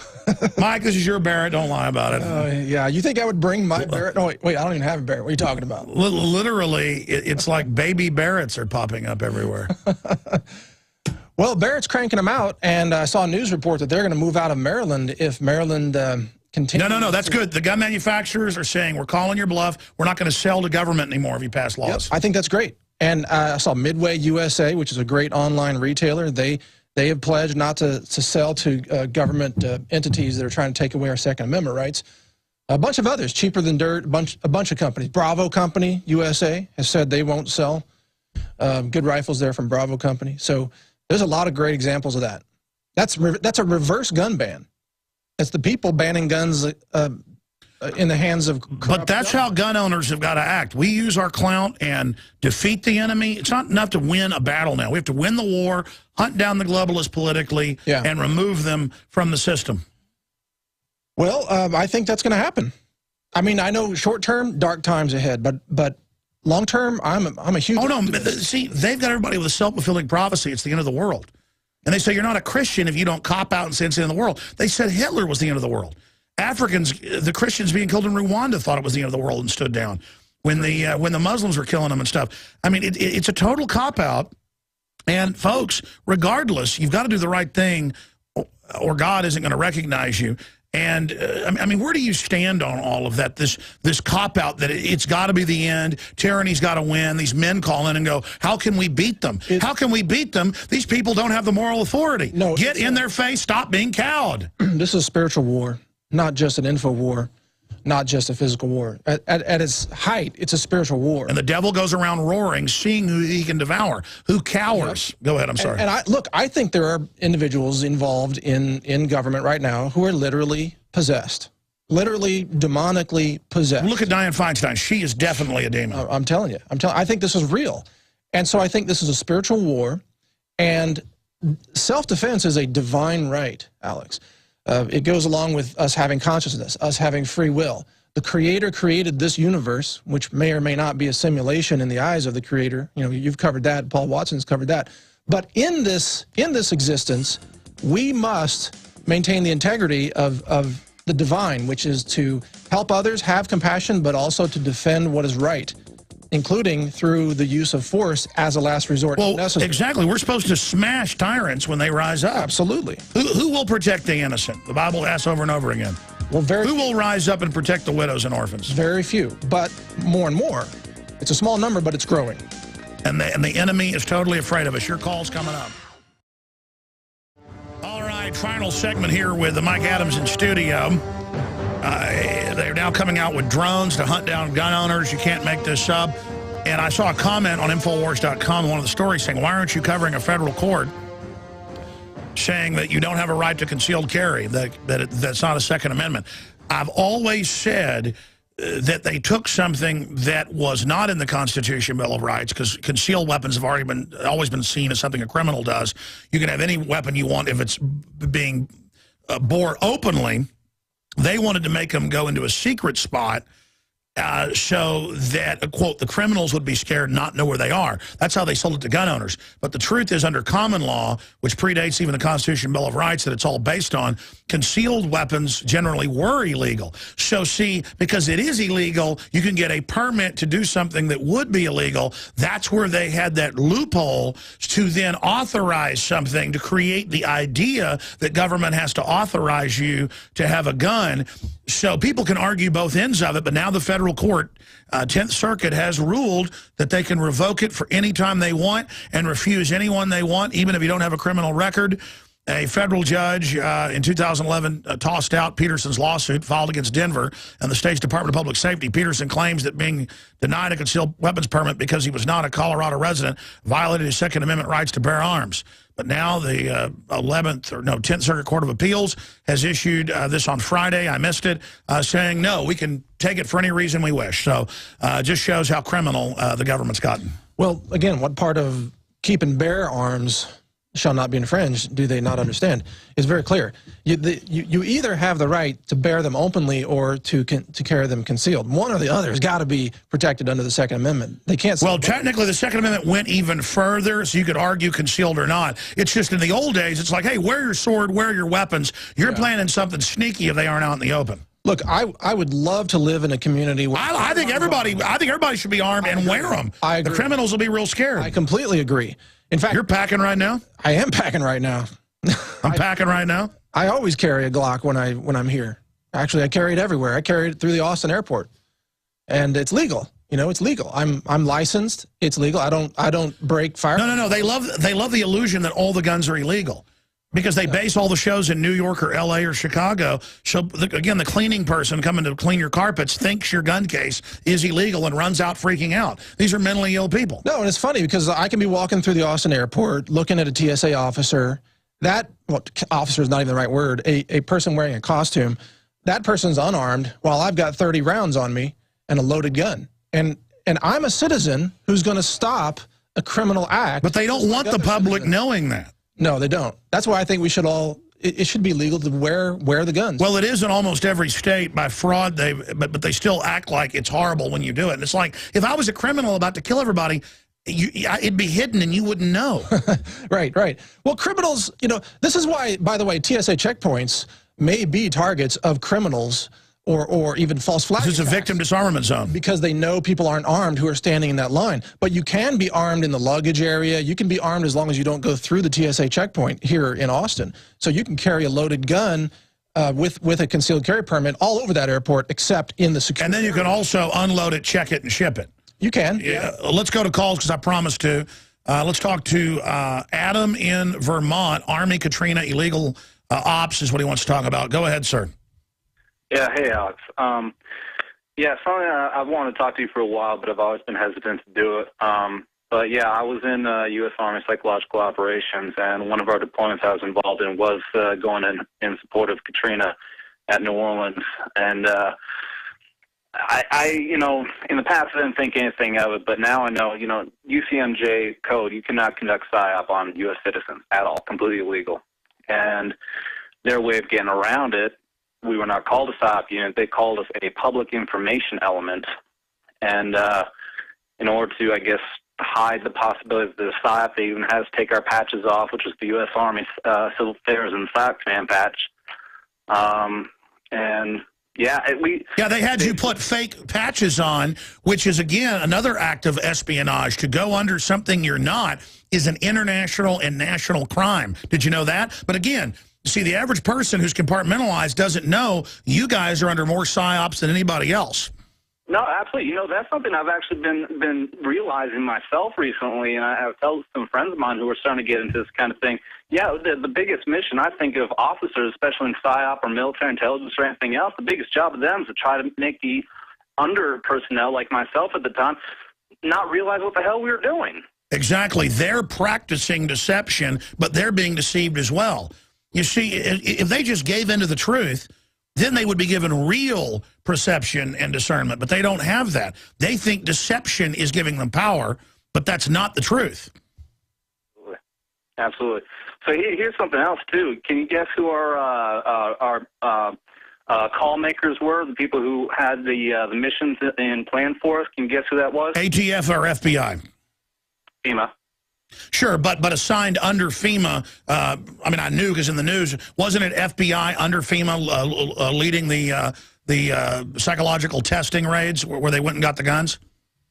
I don't know. I wasn't involved in that part. All I know is that the commands that were coming down, who were telling us what pamphlets and everything else they wanted to have us make, was FEMA. At least from my position, I didn't know anything about FBI. Let me ask you this. Sure. Let me ask you this. Dealing with all this now, talking to your buddies that might still be in, or maybe you're still in, I mean, are people starting to wake up to the larger PSYOP? Yeah, actually, I'm not in the Army anymore. The people that I used to work with, I'm not in contact too much, and I'm even hesitant to talk to them about it because they really are. I mean, they don't know what the hell's going on. But I do know a lot of other people who are waking up. I know people in the National Guard. I know an officer actually here in Vermont who told me that they had a briefing recently asking the staff, how would you feel about getting a command to shoot U.S. citizens? And that's no joke. No. Listen, that's going on everywhere. That's going on everywhere. Good basis. So, yeah, I know I've heard about the testing going on and everything else. But what did he think of them asking them in the unit, you know, what do you think of shooting, you know, the American people? Yeah, exactly. And, yeah, people are waking up. Yeah, absolutely. And I've never even come to him and said, you know, what do you think of Alex Jones or anything else like that. He came to me and told me that without even knowing that I'm into all of this. Well, very interesting, Stir. Thank you for holding to tell us that. God bless. Mike Adams, before we take a few more calls here, we look at this PSYOP, and it looks like it's going to fall flat on its face, except for one thing. As much as we wake people up now, what's it going to matter when they detonate a nuke and blame it on the Patriots, as all the West Point documents are now saying? They're going to put the script out, even though it doesn't make sense, that the Patriots are working with al-Qaeda. Now, how do you head that off? Well, we work as hard as we can now to inoculate the public psychologically to the truth. Yep. We've got the trump card, the ace of spades, the truth. What else do we do? Because even though this doesn't make sense, it only makes sense with really bad false flags. No, you are on top of the best strategy right now, which is to psychologically inoculate the population, and also to encourage people to, if something big happens, immediately start filming, start recording, audio, video, start documenting it right there at that spot. And because you know how the mainstream media will get a hold of it and change the story, like they did with Dorner. This whole thing, like we didn't start the fire. Really? Do you think we're that? And for a day they wouldn't discuss it, and then suddenly then they whitewashed. But people were taping live when it happened. But keep this in mind: Christopher Dorner, one man with some training and weapons, one man was able to occupy about 5,000, roughly give or take, police officers and sheriff's deputies in California. One man. So think about the effectiveness of just 1,000 people who are committed to freedom. And I'm not trying to say that Dorner was committed to freedom. He's totally different. Sure. Plus, I looked at his strategy. I didn't think his strategy was very good. It wasn't very good. But imagine the effectiveness of even a small number of people who are committed to protecting law, which is the Constitution, which is the Bill of Rights. And by the way, I mean, patriots, if they ever have to defend themselves, it'll make Dorner look like an absolute wimp. There was that the Red Dawn movie that recently came out, which is kind of a ridiculous movie, but you know, it showed teenagers with rocket launchers and everything. But the quote from one of the actors in that movie was, you know, now we are on the side that creates chaos. That's straight out of the movie. You know, we are the rebels creating chaos, and their job was to create chaos against the invading enemy occupying force of North Korea in the film. And you know, the film depicted them as being very effective at doing that. I think actual farmers and ranchers here in Central Texas are even more effective. They know how to get things done. That's all I'm going to say. All I know is the globalists sit in their big compact cities looking at all the jellyfish, and they think everybody's like that. They're not.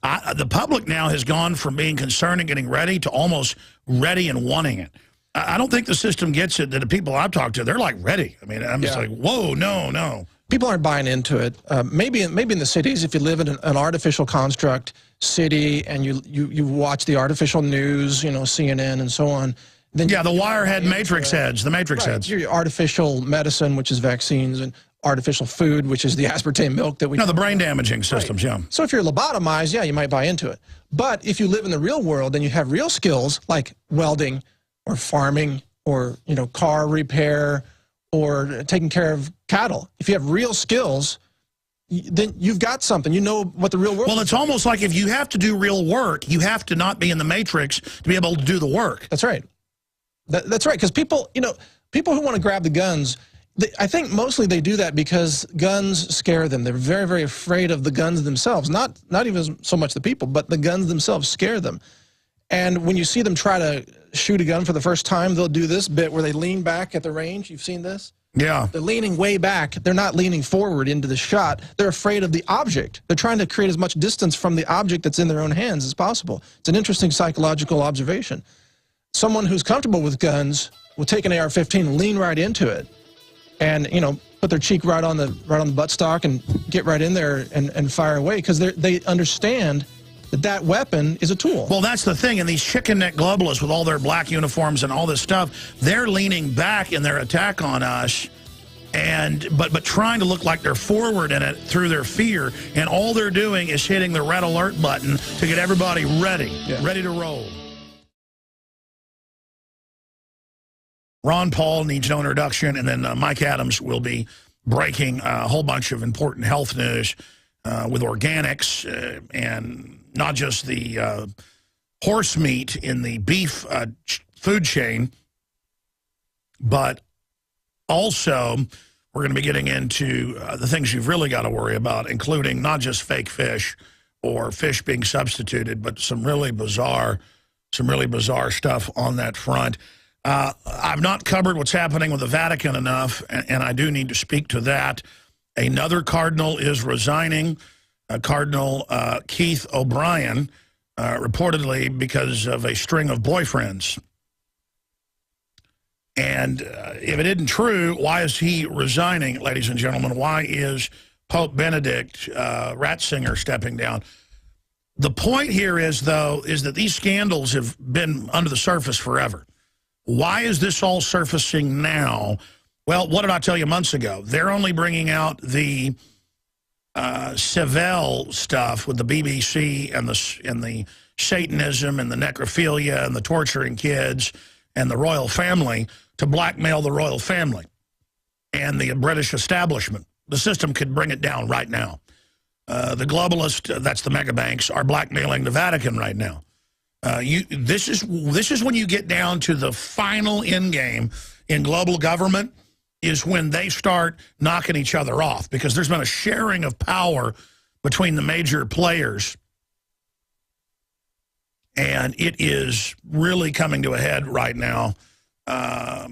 Major globalist private intelligence infiltration of the Vatican, of the British royal family, and it's all being orchestrated by a handful of ultra-mega banks who control the entire globe, basically, at this point, and are mopping up a few countries that are left.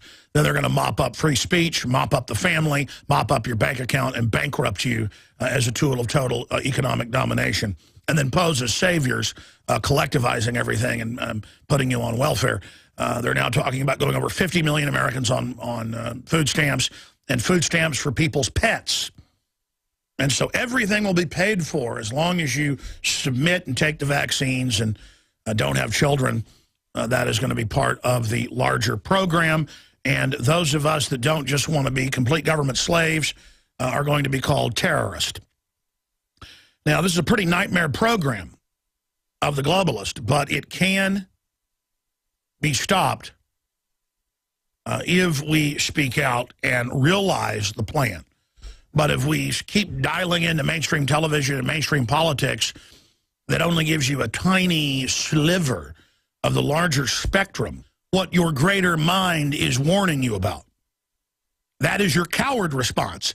It's no big deal. It's not a problem. Yes, it is a problem, and yes, it's real. And those of you that work for the system, in your little offices, in your little suits, and your black ties, and your national security clearance crud, live in the biggest propagandized echo chambers out there. And you, who see nothing, who say nothing, who hear nothing, you are fools, and you're on a fool's errand. You're not an assassin. You're a errand boy sent by the grocer to collect a debt.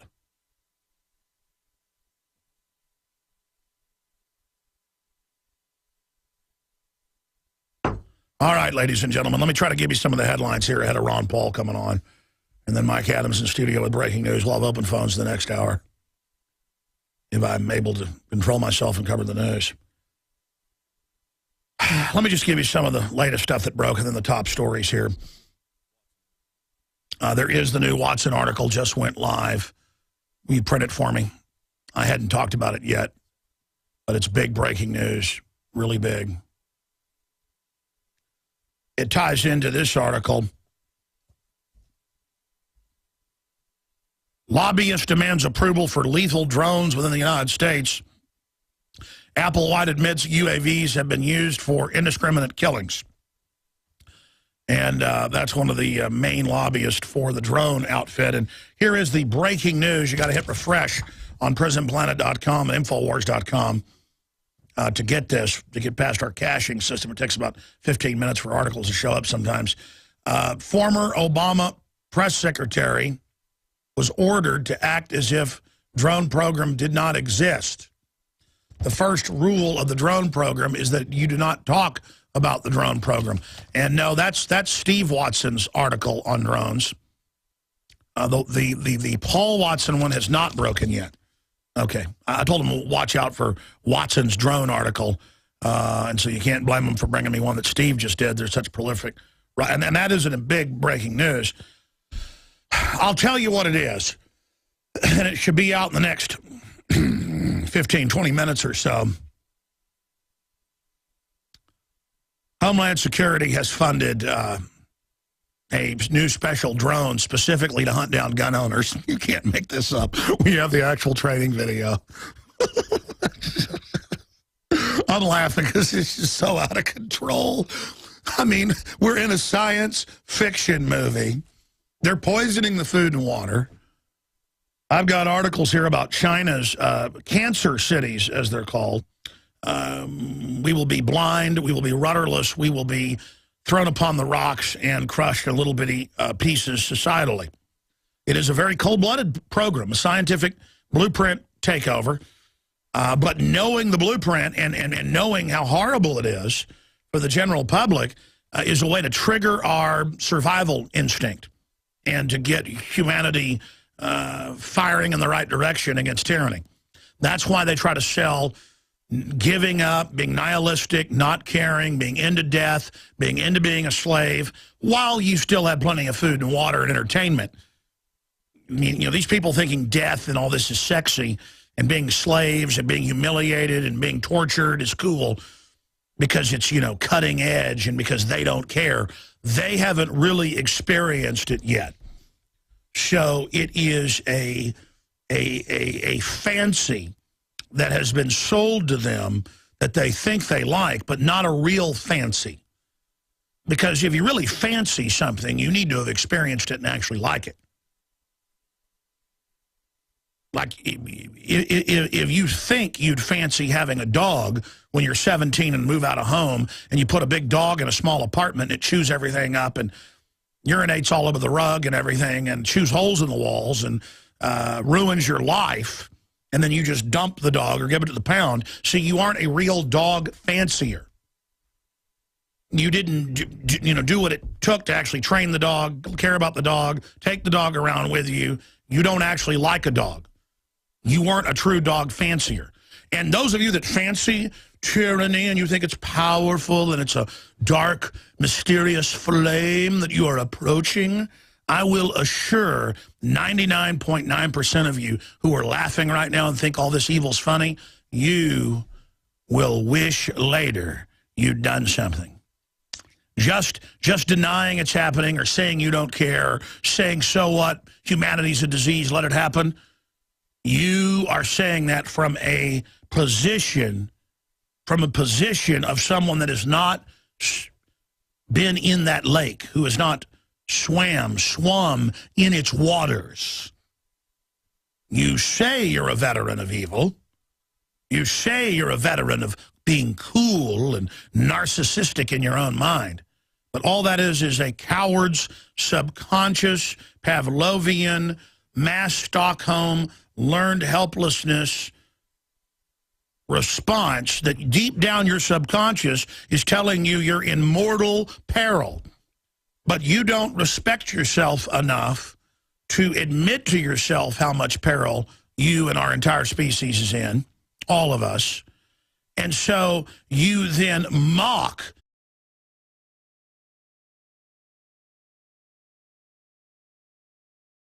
It is your PrisonPlanet.tv memberships that fund so much of what we do here on this operation.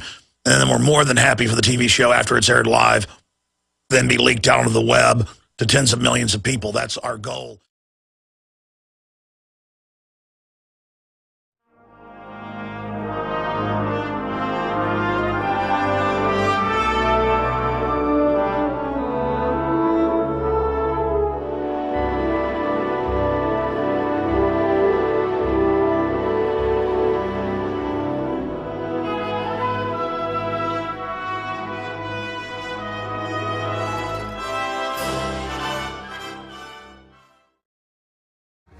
Congressman Ron Paul is going to be calling in sometime in the second half hour of this broadcast today to get into the accelerating debt bubble and how bad it's going to get, and some other breaking key intel.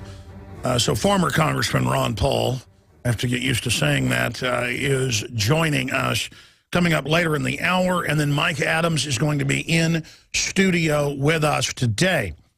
And in case you missed it, we're going to probably air the first 5-10 minutes of one of the most prominent Second Amendment advocates out there. You know who that is. Ted Nugent, who I know lives north of Austin on a large ranch. He's been on the show many times over the last 15 years, but hadn't been on in about a year. He called into the show, and it was powerful radio because he wasn't in his promotions mode when he's doing, 5 interviews a day.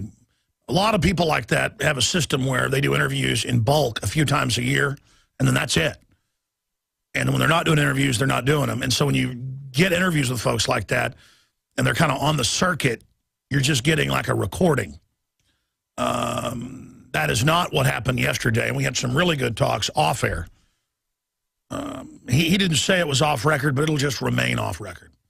But looks like I may drive up to interview him in the next month or so before he goes back on tour, or get him in studio, who knows. But, in fact, guys, remind me, I'm not name-dropping here. I already had his info before, but I never had his cell phone. Where's Ted's cell phone that I had written down here? I left it in there yesterday. I was supposed to call him last night.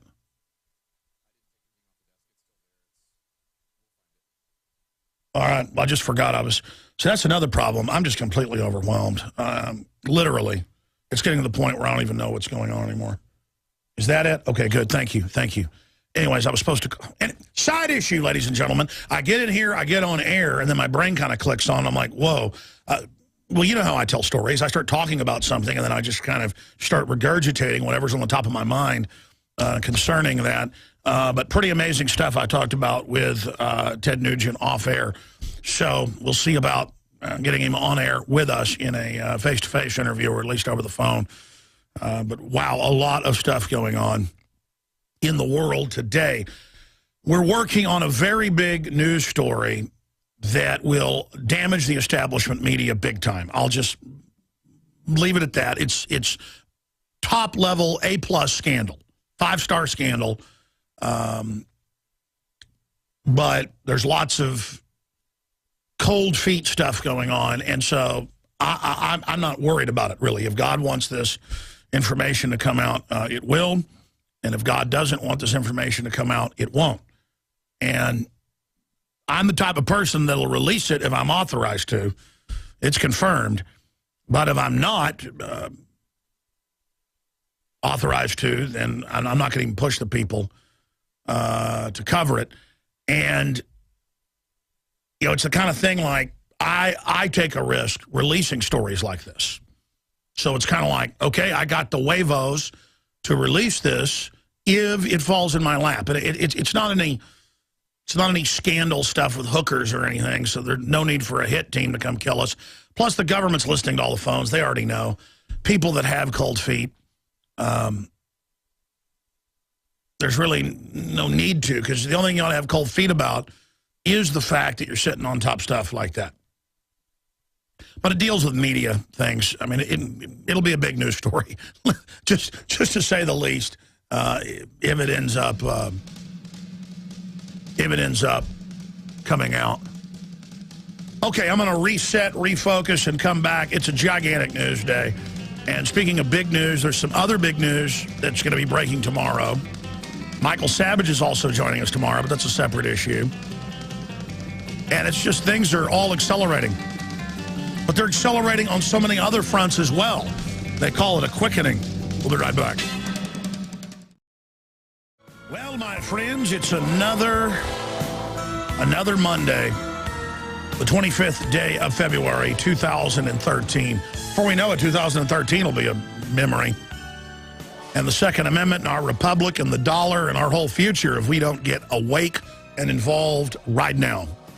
Okay, folks, we've got an unbelievably jam-packed broadcast today. Ron Paul's coming on in about 30 minutes. He'll be joining us, Congressman Ron Paul, former Congressman Ron Paul, about the economy and a lot more.